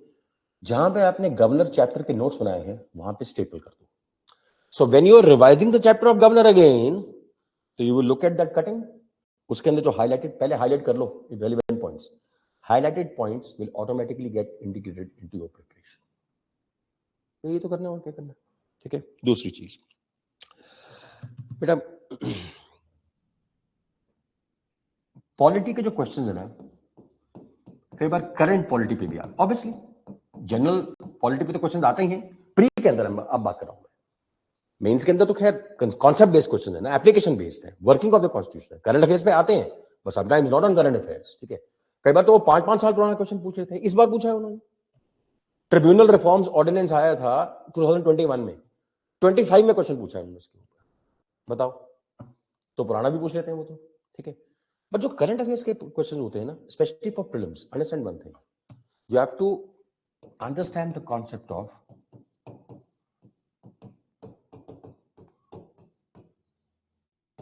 Backward linkages. समझो ध्यान से. देखो बेटा ऐसा है, आपने देख कुछ साल पहले ना हमारा ना एक फ्लैग कोड है which was released in 2002. Flag code is basically a set of regulation and rules with respect to the proper display of the national flag, how to use the national flag, what you can or cannot do with the national flag, how it has to be displayed, what is the ratio of the length and the breadth of the flag, right? And how to fold the flag, how there is a proper way to fold the flag, how to keep it at a respectable place, etc. Like the flag should not touch the ground, the flag should not touch a water body नीचे, वो सब चीजें उसमें लिखी हुई. कुछ साल पहले ना सरकार, पहले फ्लैग कोड में पता क्या लिखा होता था कि जिसने anybody can have we all citizens have the right to fly our national flag, ठीक है. पहले नहीं होती, 2002 से पहले. Today every citizen has the right to fly national flag. आप अपने घर के ऊपर नेशनल फ्लैग लगाओ, ठीक है, घर के कंपाउंड में लगाओ नेशनल फ्लैग, ठीक है. But there are certain rules with respect to given the flag code, according to which you have to which are in line with ensuring the dignity of the national flag, ठीक है. अब एक flag code के अंदर ना कुछ साल पहले चेंज किया गया. पहले क्या होता था कोड में लिखा हुआ था कि द फ्लैग जो आपका नेशनल फ्लैग होगा ना, आप सुबह उसको हॉइस्ट करोगे और जब रात होगी तो उसको वापस उतारना पड़ेगा। फ्रॉम मॉर्निंग टू इवनिंग आप फ्लैग को you can fly your flag, ठीक है। थोड़ा टीडियस एक्टिविटी है, थोड़ा डिफिकल्ट जॉब है, रोज चढ़ाना रोज उतारना, चलो एनीवे जो नॉर्म है नॉर्म है। कुछ साल पहले सरकार ने कहा कि you can also fly it in the night, लगे रहे, कोई प्रॉब्लम नहीं है, ठीक है। No need to take it down every day, every evening, उसको रात को भी कर सकते हो। ये फ्लैग कोड में चेंज आया। और एक और चेंज आया, जैसे नॉर्मली तो फ्लैग कोड में लिखा था कि the flag should be made of hand spun khadi, hand spun wool, hand spun silk, और पॉलिएस्टर मेड फ्लैग्स अलाउड नहीं थे। लेकिन उस साल वो सरकार ने शुरू किया था ना प्रोग्राम, वो हर घर तिरंगा। अब बेटा खादी सिल्क और वूल के जो हैंड वोवन फ्लैग्स होते हैं बड़े महंगे मिलते हैं। अब पॉलिएस्टर क्लॉथ के जो फ्लैग्स हैं वो सस्ते हैं। तो जो मिल मेड क्लॉथ होता है, जो मिल में बनता है कपड़ा, right, so they allowed flags to be made of mill-made cloth also, so that everybody can have access to the national flag. On the Independence Day, 15th August, we can all proudly fly our national flag. Okay, वो हुआ। ये changes आए थे आपके flag code के अंदर, सब रट के चले गए, चेंजेस आए। फ्लैग कोड पे क्वेश्चन आया प्री के अंदर, चेंजेस पे नहीं आया। किस पे आया?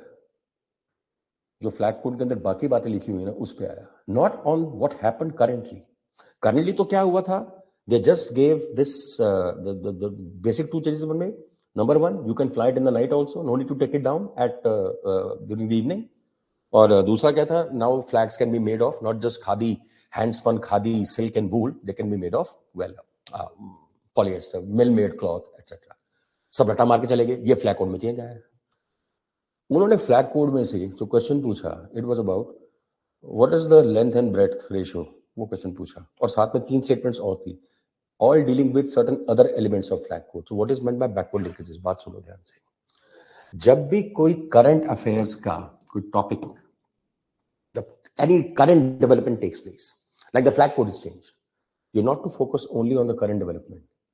Immediately खोलो बैकवर्ड लिंकेज क्या है, पूरे का पूरा फ्लैग कोड खोलो, सारा सारा पढ़ो, उसकी बैकग्राउंड इंफॉर्मेशन जितनी भी इकट्ठी कर सकते हो वो इकट्ठी कर लो, ठीक है। क्वेश्चन उधर से आएगा, even though it's a current. They may not ask you a question on the current changes in the flag code. In fact, as indeed they did not. They ask questions on, well, the other aspects of the flag code which were unchanged, जो पहले से चलते आ रहे हैं। एक और कुछ साल पहले वो एक टीएमसी की एमपी है महुआ मित्रा, उनके अगेंस्ट दोनों हाउसेस के अंदर ना, जो 2 लोकसभा और राज्यसभा है, उनके अंदर एक एथिक्स कमेटी है। एथिक्स कमेटी का काम क्या होता है, वो एक कोड ऑफ कंडक्ट बनाता है एमपीज के लिए, कोड ऑफ एथिक्स, और वो फिर if there is some MP who is violating code of ethics, unethical behaviour कर रहा है, it also receives complaints of misconduct against the MPs and decides and advises the house what should be done, what punishment should be given, etcetera etcetera. आपकी ethics committee. तो ethics committee पे महुआ मित्रा का जो case गया था वो बहुत ही खिंचा, बहुत ही न्यूज में आया, और ठीक है, लोगों ने कहा कि इस बार एथिक्स कमेटी पे प्री अमेज में क्वेश्चन आएगा। प्री में आया, लोगों ने क्या याद किया, एथिक्स कमेटी पे महुआ मित्रा को, who was question before the ethics committee this time, Mahua Mitra was question. Question तो एथिक्स कमेटी पे आया, लेकिन क्वेश्चन क्या आया, क्वेश्चन ये आया, who can file a complaint with the ethics committee, only MP can file और अ private citizen also, ठीक है। और 2-3 स्टेटमेंट्स थी एथिक्स कमेटी को लेके। In the Lok Sabha, initially the ethics committee was an ad hoc committee, later it became a permanent committee of the Lok Sabha. ये भी बात सही है। एथिक्स कमेटी लोकसभा की 2000 में एस्टैब्लिश हुई थी, in the year 2000 as an ad hoc committee. Rajya Sabha में तो एज अ परमानेंट कमेटी 1997 में बन गई थी, but in 2015 it became a permanent committee of the Lok Sabha. Ethics committee, तीसरी स्टेटमेंट कहती है, ethics committee usually does not entertain complaints with respect to matters which are pending in the court, जिनको कहते हैं ना सब जुडिस मैटर्स। व्हाट आर सब जुडिस matters? जो कोर्ट में पेंडिंग है। अगर किसी एमपी के खिलाफ कुछ मिसकंडक्ट या करप्शन की कंप्लेंट कोर्ट में पेंडिंग है, कोर्ट्स के अंदर केस चल रहा है, तो उस चीज को फिर लेके फिर एथिक्स कमेटी कुछ नहीं करेगी, कोर्ट देख रहा है जब। अब क्वेश्चन इस पे नहीं आया कि which MP was question before the ethics committee, वो तो लेटेस्ट करंट अफेयर्स था। क्वेश्चन आया about the working of the ethics committee, कि एथिक्स कमेटी किस किस तरह की चीजें एंटरटेन कर सकती है। You can complain, only an MP can complain, और even a private citizen like me can also complain, I can also complain to the ethics committee. पहले लोकसभा में ये एड हॉक होती थी, बाद में ये परमानेंट बनी। सारी background, what is that? Backward linkages. You look at any current event and you feel that, होता है ना करंट अफेयर्स प्रिपेयर करके जाने हैं मैंने, तो करंट अफेयर्स की प्रिपरेशन ये नहीं है कि अब क्या हुआ है, उस करंट अफेयर टॉपिक का जितनी भी बैकवर्ड लिंकेज, जितनी भी बैकग्राउंड इंफॉर्मेशन है, question will largely come from that, which people tend to normally ignore. ठीक है, अच्छा बच्चे, बाकी चीजें जो हैं with respect to how to prepare for you polity etcetera, मैंने आपको बुक्स तो बता ही दी हैं। न्यूज़पेपर तो एक पढ़ना ही पढ़ना है आपने रोज, एक पढ़ना है, दो नहीं पढ़नी। ठीक है, choose whichever suits you, the Hindu, and कोई नहीं बोलेगा क्लास के अंदर सर ये लेफ्ट लीनिंग पेपर, ऐसा कुछ नहीं है। ठीक है, द हिंदू और द इंडियन एक्सप्रेस। मैं नॉर्मली आजकल स्टूडेंट्स मुझे कहते हैं सर आप कौन सा प्रेफर करते हो, मैं यूजुअली कहता हूँ ये वाला पढ़ लो, सिंपलर पेपर है। ठीक है, हिंदू भी ठीक है, दोनों ठीक है, बट अगर if you ask me to give you, मैं तो दोनों पढ़ता हूँ। ठीक है, if you ask me to give a preference I will say okay fine, Indian Express पढ़ लो, थोड़ा सिंपलर है, समझना आसान होता है। ठीक है, तो न्यूज़पेपर तो आपको रेगुलरली पढ़ना ही पढ़ना है। स्ट्रैटेजी क्या है? First NCERT books, political science, India yearbook के दोनों चैप्टर, लॉ एंड जस्टिस और पॉलिटी के, उसके साथ मेरी क्लासेस और एक extra book out of the 3 books which I suggested, Laxmikanth, D D Basu, Subhash Kashyap, you choose one of them, कोई भी पढ़ लो उसमें से। ठीक है, I take your questions now. ठीक है, that's I have said enough about the preparation. चलिए जी, आपके सवाल लेते हैं हम जरा। ठीक है,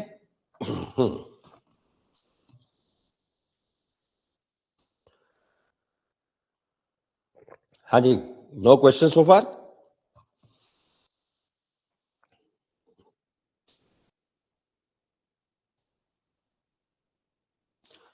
What should we prioritize in writing answers? ये बेटा बात नहीं।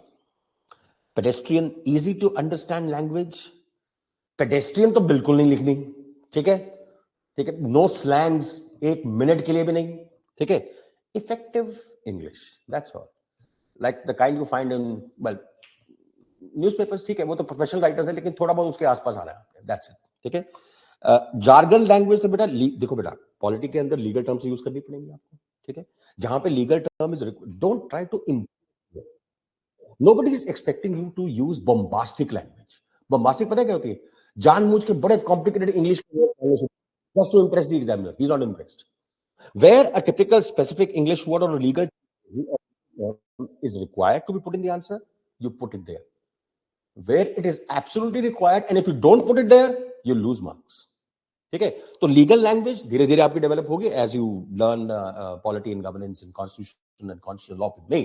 तो one of my job is not just to improve your constitutional knowledge and legal terminology, but also your English also, right? ठीक है, चलिए। दिव्या सोनी says कि everything I read get mixes. I am not able to understand बेटा, mixes क्या क्या हो गया? PM Bakshi बेटा, हाँ शुभ मौर्य बेटा, देखो पीएम बख्शी पता है क्या, देखो ऐसा है, जो बच्चे मेरे क्लास में आएंगे पढ़ने, the ones who take my class, उनको पीएम बख्शी की किताब लेनी होगी। वो पढ़ने वाली, वो पेज टू पेज नहीं पढ़नी है, that's a reference book from which I teach you your constitution. एक कॉपी मैं अपने पास रखूंगा यहां पे अपने पास, और आपको कहूंगा इस आर्टिकल पे वो खोलो, वो रेफरेंस मैनुअल है, वो पेज टू पेज नहीं पढ़ना, जो जो उसमें मैं पढ़ने को कह रहा हूं सर उतना पढ़ना है, वो सिर्फ to make you understand and make you use to constitutional language. वो ना धीरे धीरे ना subconsciously and that language will automatically without any effort get reproduced in your answers. This is the reason why I teach from the Bayer Act. Bayer Act तो तब लेना है जब आप मेरी क्लासेस लगा रहे हो। ठीक है, वो तो रोज क्लास में रखना है आपने, right? Here I am talking about a general strategy session for preparation of polity. Bayer Act सब टीचर्स नहीं पढ़ाते, Bayer Act मैं Bayer Act से पढ़ाता हूँ। ठीक है, Bayer Act क्या होता है? पीएम बख्शी का Bayer Act रहता है, मार्केट के अंदर खरीद लीजिए, उसके अंदर सिर्फ प्रोविजंस दी हुई है कॉन्स्टिट्यूशन की, आर्टिकल्स जैसे लिखे हुए हैं कॉन्स्टिट्यूशन बस वो दिए हुए हैं, साथ में थोड़ी बहुत सुप्रीम कोर्ट की जजमेंट्स हैं, उसके अंदर जो रेलिवेंट आर्टिकल्स हैं, रेलिवेंट जजमेंट्स हैं, मैं आपको बताता जाऊंगा, अंडरलाइन करते जाना, हाईलाइट करते जाना, बस दैट्स इट। वो that book is supposed to be read only to the extent that I ask you to read while the class is going on. घर जाके जो मैंने नहीं आपको पढ़ने को कहा उसमें से वो नहीं पढ़ना है उसमें। ठीक है, that is a teaching aid I use to make you understand constitutional language. थोड़ी सी आपके दिमाग में सबकॉन्शियसली बैठे वो, और वो जैसे जैसे बैठती जाएगी ना, उसके बाद वो अपने आपके आंसर्स में ऑटोमेटिकली रिप्रोड्यूस होगी, and that will improve the quality of your answers. Okay, how to prepare notes I cannot tell you, because every student has his own. This is a very esoteric question. Esoteric का मतलब क्या होता है? देखो बेटा, मेरे जब मैं पढ़ता था तो मेरे नोट्स बनाने का तरीका अलग था, आप मेरे सामने 10 स्टूडेंट्स लेके आ जाओ, 10 के नोट्स लेके आ जाओ, 10 के नोट्स बनाने का तरीका डिफरेंट है. It depends upon what sticks and what doesn't stick. जैसे फॉर एग्जांपल मैं नोट करता था अपने नोट्स बनाते हुए, मेरे को कॉन्सेप्ट नहीं भूलते थे. जैसे कॉन्सेप्ट का मतलब क्या है, मैं सिर्फ वो कॉन्सेप्ट, कोई टर्म है, मुझे पता है ये क्या कॉन्सेप्ट है, मैं उस टर्म को लिख लेता था. बस मेरे को उसका उसका मतलब याद होता था कि इस कॉन्सेप्ट का मीनिंग क्या है. ठीक है. I used to be more uncomfortable with facts. तो मैं फैक्ट्स के तो नोट्स बनाता था, लेकिन जो कॉन्सेप्ट है, कॉन्सेप्ट ने लिख लिया यहाँ पे. ठीक है. जैसे एक बड़ी सारी आपकी डॉक्ट्रिन्स होती हैं, आपकी जुडिशरी ने बनाई हैं. Doctrine of eclipse, doctrine of waiver, doctrine of severability, doctrine of liberal interpretation, doctrine of pith and substance, बड़ी सारी डॉक्ट्रिन्स है. ठीक है. मुझे सारी पता है, मेरे को उस समय पता होती थी. मैं सिर्फ लिख लेता था कि हाँ इस टॉपिक में ये कॉन्सेप्ट मुझे पता होना चाहिए. सिर्फ लिखा डॉक्ट्रिन ऑफ सेवरेबिलिटी, वहां पे डॉक्ट्रिन ऑफ एक्लिप्स, जो भी डॉक्ट्रिन है, ये सुप्रीम कोर्ट की बनाई हुई है, बाद में पढ़ाऊंगा आपको मैं. ठीक है. तो वो मैं लिख लेता था, उसका मतलब नहीं लिखता था आगे, क्योंकि कॉन्सेप्ट्स मेरे दिमाग में बैठ जाते थे. So I used to make notes only of the factual parts, because वो मुझे भूलते रहते थे कि फैक्ट्स जो है ना, जो फैक्ट्स है मुझे बोलते थे. I used to make notes of facts, not of concept. Now there could be a student who is comfortable with facts but not so comfortable with concepts. ठीक है. वो कॉन्सेप्ट्स लिख के थोड़ा सा एक्सप्लेन करके छोटा सा 10-12 वर्ड लिख ले आगे, ताकि उसको आइडिया मिल जाएगी हम ये क्या कॉन्सेप्ट है. ठीक है. तो this actually depends upon you, because notes is your final aid to revision. जब आपने फाइनली रिवाइज करना ना बेटा, तो यही एक एड है जो आपके पास है. ठीक है. तो ये आपको खुद ढूंढना है तरीका. What sticks to your mind, don't make a note of it. What doesn't, make a note of it. That's it. ठीक है. ओके. निहारिका, ओके बेटा, you welcome. So how to answer PYQ correctly, any source is not there. अरे मैं बताऊंगा ना कैसे correctly, why do worry यार. अभी अभी अभी तो शुरू तो होने दो क्लासेस. ठीक है. तब बात करेंगे ना. Please repeat about the book of as your voice. Book, अच्छा बेटा मैंने 3 बुक्स रिकमेंड की हैं. हाँ सी, पहले जो मैंडेटरी है पॉलिटिकल साइंस की जो बुक्स हैं 11th-12th की, वो सारी करनी है आपने. इंडिया ईयर बुक के 2 चैप्टर करने हैं मेरे सब्जेक्ट के लिए. एक चैप्टर का नाम भी पॉलिटी है, दूसरे चैप्टर का नाम है लॉ एंड जस्टिस. एक आपने वो करना है. ठीक है. और उसके बाद आपने 3 किताबों में से एक पकड़नी है, तीनों नहीं पकड़नी. लक्ष्मीकांत करनी, लक्ष्मीकांत कर लो. Introduction to the constitution of India by DD Basu करनी है, वो कर लो. या Indian constitution by Subhash Kashyap, any of these 3 books. ठीक है. Some tips for pre two 20. अभी रुक जाओ, अभी मेरा ये वीडियो आएगा, don't worry Mahima, if you are preparing this year ना, तो ये वीडियो अभी आएगा मेरा, tips for 2026. So no need to read any book after your class note. देखो एज सच तो नीड नहीं है, बट मैं फिर भी रिकमेंड करता हूँ किताब पढ़ लेनी चाहिए. ठीक है. फिर बाद में नहीं, एक किताब पढ़ लो. ठीक है. वैसे तो मेरे नोट्स और मेरी जो क्लासेस है और जो बेयर एग्जाम पढ़ेंगे सफाइस करता है. ठीक है. बट फिर भी मैं रिकमेंड करता हूँ यार, एक टेक्स्ट बुक ना, एक सिविल सर्विस का ना, एक वो है, एक मुझे भी ना एक लगता है कि यार बच्चे को कम से कम एक किताब तो पढ़ लेनी चाहिए कॉन्स्टिट्यूशन के ऊपर. चाहे लक्ष्मीकांत पढ़ लो, चाहे DD वासु पढ़ लो, सुभाष पढ़ लो. सुभाष का जो सबसे पतली है, चलो वो पढ़ लो. सबसे छोटी वाली जो है वो पढ़ लो, बहुत वो ही बहुत है. ठीक है. चलिए, how to correlate the PYQs with the syllabus, the pre and mains.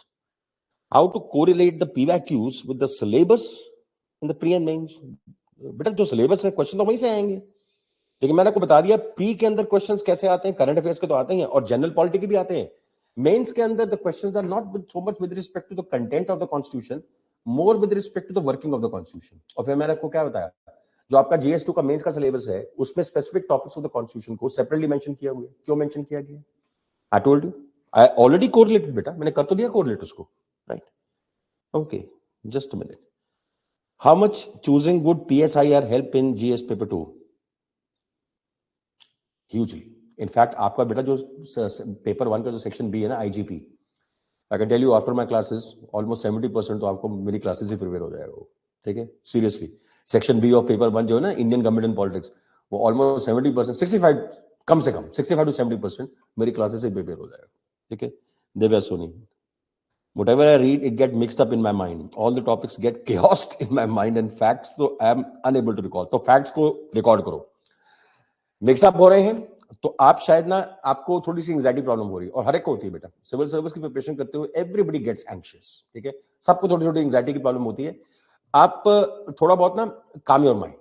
अपने पहले तो ना, first of all stop telling your self this. सबसे बड़ी बात पता है, if you keep telling your self ना, मेरे तो मिक्स ही होते जाएंगे, chaos ही होता जाएगा, वो और बढ़ता जाएगा. Stop telling yourself that there is a chaos. पहले तो ये बात करो. ठीक है, this is a very important mental exercise dear. If you keep telling yourself ना कि मुझसे नहीं हो रहा, फिर होगा भी नहीं. ठीक है, अब आपने क्या करना है, पहले अपने माइंड को थोड़ा काम करो, थोड़ी मेडिटेशन वगैरह करनी भी शुरू करो. टॉपिक्स को, या आप क्यों कोशिश करते हो कि मैं सारे जीएस के टॉपिक्स इकट्ठे करूं? क्योस और मिक्सिंग अब तब होती है जब आप 4 जीएस के टॉपिक्स इकट्ठे प्रिपेयर करना शुरू कर देते हो. मैं नॉर्मली कहता हूं कि nobody should prepare more than 2 GS topics parallelly. जो मर्जी पकड़ लो. अगर आप मुझसे कुछ एक पॉलिटिकल गवर्नेंस पढ़ रहे हो तो एक तो वो टॉपिक हो गया, दूसरा कुछ और पकड़ लो. अपनी सेल्फ स्टडी शुरू करो तब, जब तक आप क्लासेस नहीं लगाते. एनसीईआरटी की ज्योग्राफी की किताबें पढ़ लो 11th-12th की, ताकि जब ज्योग्राफी क्लासेस लगाओगे तो थोड़ा सा और अच्छे से समझ आएगा, and you will be able to ask relevant questions also. ठीक है, तो थोड़ा काम करो माइंड को अपने. ठीक है, और जो चीजें भूली उनको लिखो. Keep on revising. मैं in fact before the prelims I normally recommend that a person should have made at least 10 revisions of the syllabus before appearing in the prelims. Okay, okay. I'm already a student. Oh, Mr. Acha, but almost going to be completed. Please give me some tips for students like me. बेटा आप तो मेरे student हो ही हो, आपको तो रोज tips देता ही हूँ यार. ठीक है, क्लास में पूछना आप तो सवाल. हर्ष है, कमाल कर रहे हो. गोट, अच्छा, बकरी बना दिया मुझे यार, अदनान. अच्छा, fine. I've seen notes of toppers with great depth, facta. They are able to answer every question in mains. How would I do that? I don't want to be a salesman right now. I'll say one thing to you. If you go through my classes, whether it is questions in the pre or mains, I cannot guarantee your success in the civil service examination, because that success depends upon how you perform in your optional. That success depends upon how you perform in essay, interview, GS paper 1, 3 and 4. वो तो मेरे हाथ में है नहीं बेटा. लेकिन जो मेरा पेपर है, मैं उसकी गारंटी देता हूं आपको. ठीक है, मेरे अकॉर्डिंग चलोगे ना. One guarantee I can give you this, without sounding pretentious. There will never be a question, either in the pre or mains, which you cannot answer and your competitors can answer. They are able to answer. There might be a question in pre and mains which you can answer, others may not be able to answer. There will never be a question, this is my guarantee to you, ironclad guarantee, कि ऐसा कोई सवाल आ गया जो आपको नहीं आता लेकिन आपके सारे कंपेटिटर्स को आता है, मतलब जो मैंने करवाया ही नहीं आपको, इसका मतलब. ठीक है, ये नहीं होगा. This is the guarantee I can give you. ठीक है, okay. Saurabh, should I read other NCERT 11th 12th except politics? हाँ बेटा, एनसीईआरटी तो basic frankly speaking you should ask the other teachers who are holding the strategy sessions. I should not step on their shoes and speak on their behalf, right? आप ये बात एक बार उनसे पूछिए. ठीक है, वैसे तो एनसीईआरटी की बुक सारे रिकमेंड करते हैं, बट पॉलिटी के लिए तो बेटा 11th 12th की एनसीईआरटी पढ़नी मैंडेटरी. ठीक है. Can I read Tamil Nadu NCERT books? They are good. Oh, in fact, they are really good, right? Actually, I know. बड़ी सी किताबें हैं उनकी एनसीईआरटी की बुक्स जो तमिलनाडु की हैं. बट बेटा पता क्या है, यूपीएससी ने कई बार एनसीईआरटी की बुक से क्वेश्चन सीधा उठा के डाल देती है. ये प्रॉब्लम है, सीधा उठा के डालती है. आप तमिलनाडु की पढ़ लो, ठीक है, कितना टाइम लगेगा, hardly take a few days to complete, and do the NCERT also. Fine. I watched GS2 analysis of 2025. How to think and write of such application-based complex question between 7 to 11 minutes in the examination hall? Writing practice. That's why I said between 7 to 11 minutes, you want to reduce your writing time and to be able to inject the right quality in that answer, the right kind of points, and then presenting the points in a very prioritized, very organized, lucid, cogent manner. This requires practice. Not years. 6 to 8 months के अंदर perfect हो जाओगे. 7 से 11 minute के अंदर answer भी लिख लोगे, and you will have time to spare in the end also. Okay. Regarding NCERTs, we should only be reading for an overall conceptual. हाँ, अच्छा देखो, हाँ, सुनो. NCERT के नोट्स नहीं बनाने ना, बिल्कुल नहीं. ठीक है, NCERT के जो रेलिवेंट पॉइंट्स आपको लगते हैं ना, उनको अंडरलाइन करते जाओ. फैक्ट है, कोई कॉन्सेप्ट है, उसको हाईलाइट करते जाओ. और उसके बाद जो हाईलाइटेड पार्ट्स है ना, उनको रिवाइज करना है. NCERT के नोट्स नहीं बनाने, ना इंडिया ईयर बुक के नोट्स बनाने. ठीक है, नोट्स बनते हैं जब आप मुझसे पढ़ते हो, मेरे भी नोट्स आपके पास हैं, आप कोई किताब भी पढ़ रहे हो साथ में, फिर उसका निचोड़ निकाल के अपनी तरफ से जो आपको याद रखने वाली चीज है, जो याद नहीं रहती, उसके नोट्स आप बना. ठीक है, NCERT only highlighting and underlining the relevant parts, India year book only highlighting underlining the relevant parts. No need to make notes on that. ठीक है, okay. Alright, Mangangba. Okay, I hope I'm pronouncing your name correctly, dear. So do we need to read current affairs from very beginning of the preparation? You need to read the newspaper from day one. कल से पढ़ना शुरू करो. Right. Shubh Manotra Singh. Okay. Which sources must be read before your classes start? NCERT. बस NCERT पढ़ लो. अच्छा, अगर मेरी क्लासेस शुरू होने से पहले आपकी सारी NCERT पूरी नहीं होती तो कम से कम वो जो किताब है ना, इंडियन कॉन्स्टिट्यूशन एट वर्क, वो पढ़ लेना. पहले वो पढ़ लेना, इंडियन कॉन्स्टिट्यूशन एट वर्क. बाकी जो किताब है वो बाद में पढ़ लेना. ठीक है. चलो बेटा और खोलना जरा. More questions?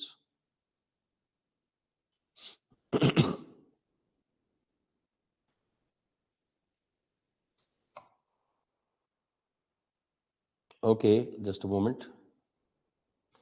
Aman, sir, I get FOMO when I see, sir, actually many toppers show their notes of mains that look like as they have made some aliens. Thanks, sir, for coming into. I'm a student of yours running on Sarthi IAS, but sir, I will go through everything, everything, day anxiety. Last time, can I talk to you on the phone call? Send me a mail, you know my email ID. I'll give you your time to call me. ठीक है. Pre and main syllabus analysis कैसे करें? बेटा देखो, pre and mains के PYQ का analysis कैसे करें? एनालिसिस नहीं होता पीवाईक्यूज का. आप क्या सोच रहे हो कि पीवाईक्यूज का एनालिसिस करके you will be able to predict कि what question will come in the next year? कोई इतना बड़ा जोशी नहीं बेटा. मेरे को आज this is my 26th year running and I can tell you that I am the senior most in terms of the years of teaching of this subject. Among all the people who teach my subject, I'm the senior most in the sense that this is my 26th year running. आप में से बहुत सारे बच्चों की इतनी उम्र नहीं होगी जितनी देर से मैं पढ़ा रहा हूं. ठीक है. So this is the time I've spent. Correct. So बेटा, the problem is we can do a reasonable prediction as to what can come. Okay. But don't expect that जो predictions करते हैं ना, ये इस बार आएगा, ये इस बार आएगा, अगर आ गया तो वो तुक्का चला है उनका. अगर वो सेम क्वेश्चन आ गया, वो प्योर फ्लूक है. ठीक है. I can tell you कि okay, pay attention to this area this time because you can expect a question from this area. But what question will come? But I can't predict what question will come. What will be the nature of the question? Nobody can do that. ठीक है. अगर मैं बोल दूंगा कि हाँ यार इस बार ना CAG की पोजीशन बड़ी ना न्यूज में रही है, there could be a question on the CAG, right? It might come. ठीक है. But what will be the nature of the question? I can't predict that. Nobody in the world can. ठीक है. So बेटा analysis करके आपको कम से कम वो तो मैंने बता दिया ना आपको कि नाउ एनालिसिस क्या है. कि they are not asking questions which are factual.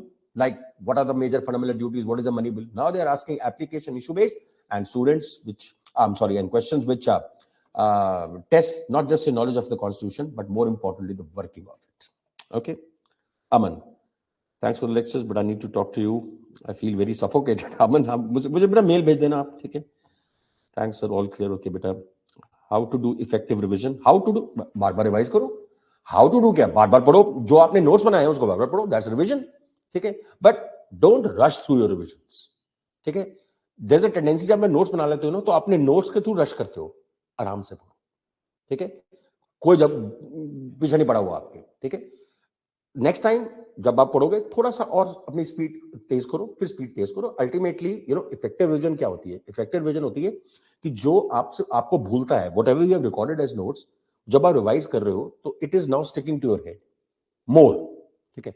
Then the next time you revise, it sticks more and more and more. And finally, it gets registered fully in your mind.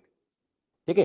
So your revision should be at a pace which you are comfortable with. Don't try to rush your revisions. ये एक बहुत जरूरी बात है. ठीक है? चलो. I think that your notes in class sufficient, but more or less yes, but still read a book. Okay? Can we have your Gmail? हाँ बेटा, मेरा मेल ले लो, but don't flood me with mails क्योंकि मैं ना मेरे पास रोज इतने सारे मेल्स आते हैं, मैं रिस्पॉन्ड नहीं कर पाता. तो this is my email address. m dot है बीच में पूरे IAS, ये सारे लोअर केस लेटर्स हैं. ठीक है. @gmail. ठीक है. m.puri IAS@gmail. ठीक है. बायलिंगुअल इशू है, उसे कैसे ठीक करें? मैं बायलिंगुअल ही पढ़ाता हूँ क्लास में बेटा. Okay. So do you teach for the third batch which will be going to start from 16 February? नहीं बेटा, 16 अभी तो मेरा पुराना बैच चल रहा है. 16 फरवरी को कहाँ? नहीं, अभी नहीं. आगे टाइम पता लग जाएगा आपको बेटा. This is something with the you have to ask the administration. If I have not joined your course and want to study myself only, then please tell me how to do self study. बेटा देखो मैं आपको बता देता हूँ, I am not going to sell my course to you for not even for a single second. Plenty of students I have, right? बेटा nature of मेरे subject का ना थोड़ी सी प्रॉब्लम पता है क्या आ गई है. If you want to do self study ना, you will have to refer to multiple books. ठीक है. If your optional is PSIR और पब्लिक एडमिनिस्ट्रेशन, तो मैं फिर भी कहूंगा चलो फिर, क्योंकि उसमें काफी कुछ कवर हो जाता है, अप्लाइड और वर्किंग ऑफ द कॉन्स्टिट्यूशन. अगर वो नहीं है, प्रिपरेशन डिफिकल्ट कर लोगे अपने आप. And my point is this thing, that courses are being sold at a very low price on the Saarthi platform, right? So you can study, you can do self-study, but I'll have to tell you at least 5 or 6 books you have to refer, minimum that much. Multiple sources से एक subject तैयार करना पड़ेगा. You'll make your task difficult. ठीक है. Mail me, I'll send you the books. मैं आपको बता दूंगा. You can do self-study. ठीक है. Should PSI students use optional knowledge words? But आप वहां पे ना प्लेटो की थ्योरी में डाल देना, एरिस्टोटल की थ्योरी में डाल देना, हैना एरेंट के वर्ड्स में डालना शुरू कर देना, banality of evil and all those things. मैं पेपर 1 पढ़ाता हूँ PSIR का भी. ठीक है. तो पेपर 2 नहीं पढ़ाता. I teach the whole of public administration, paper 1, paper 2 and paper 1 of PSIR, because relevant है वो मेरे लिए, मेरी पॉलिटी की स्टडी के लिए, राइट. सो वहां पे कार्ल मार्क्स के कोर्स नहीं डालने हमने, राइट.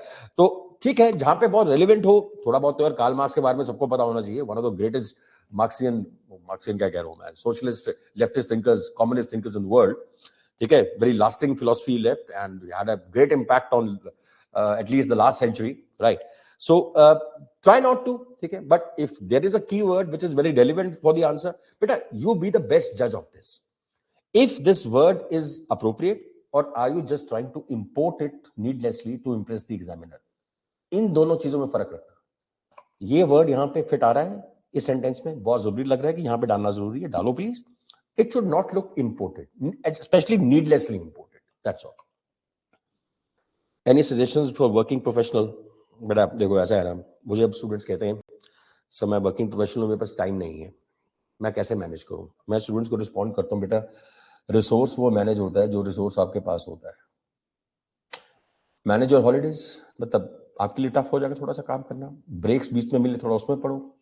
6 बजे वापस आओगे घर से, ऑफिस से, तो उसके बाद इतने थके होगे, कैसे पढ़ोगे आप, राइट.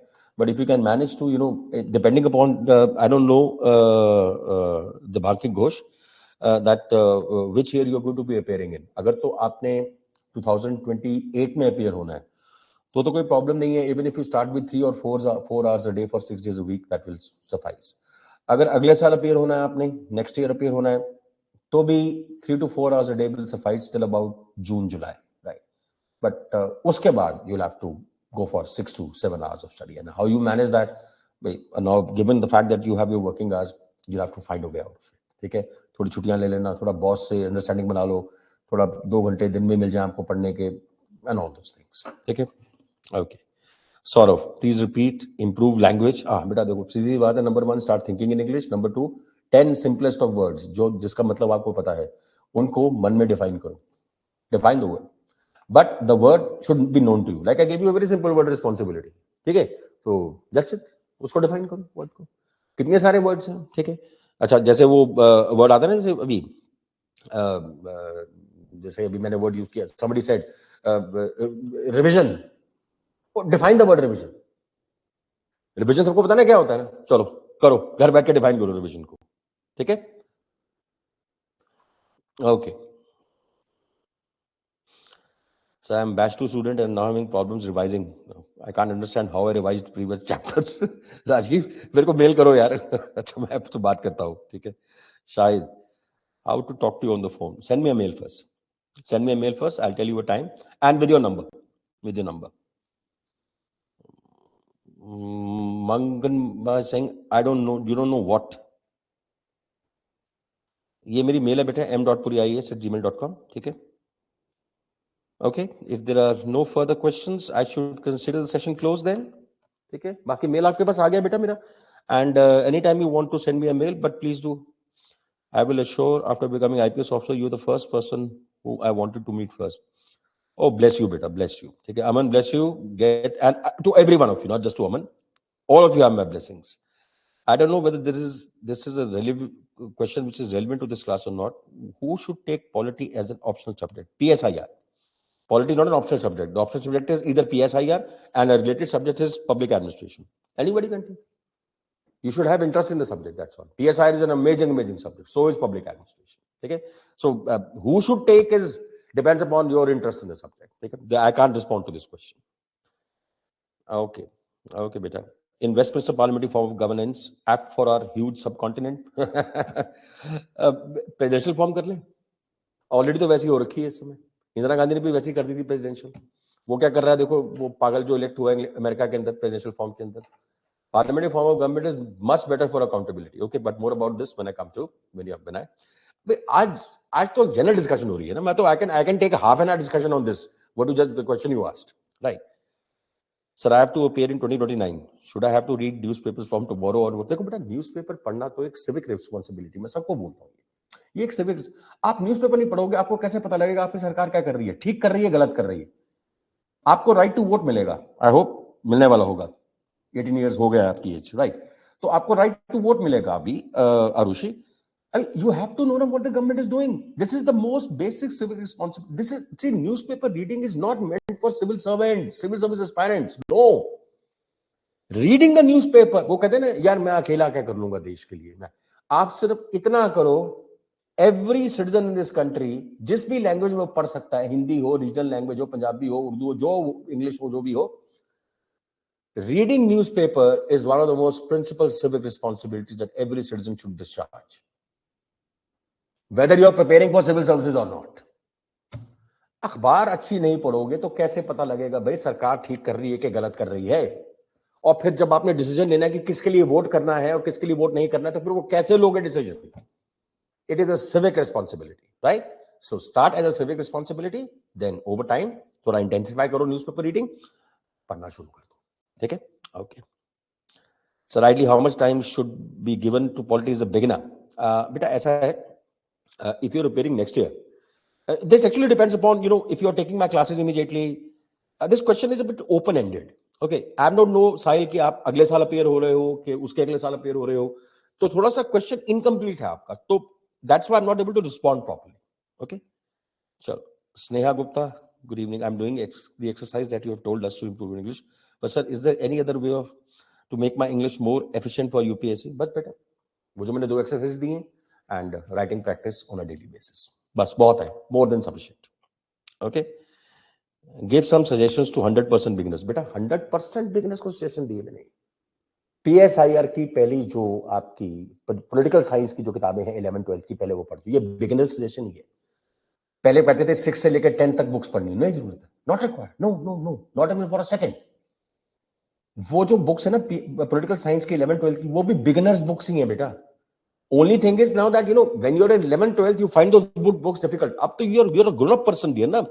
स्नेहा पता है, just a moment, not Sneha, Nirbhay होता पता है क्या बेटा, निर्भय कि when you now you are a grown up person ना, when you go back to NCERT books ना, अब इतनी सिंपल लगती है ना कि ये तो कुछ है ही नहीं, कुछ ही नहीं. ठीक है. So this is basically for 100% beginners only. ठीक है. And no further questions, I guess. Baki, if you have some more questions, you can obviously, that's my mail. I've already told you.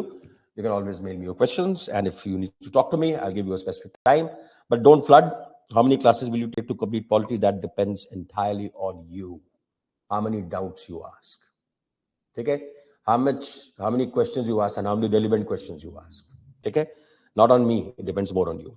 When to start reading India yearbook? After you have completed the political science books of NCERT. After that. Okay? Okay, beta. Optional, beta, ये भी time नहीं है discuss करने का. Some questions are disputable in prelims. और हर बार होते हैं.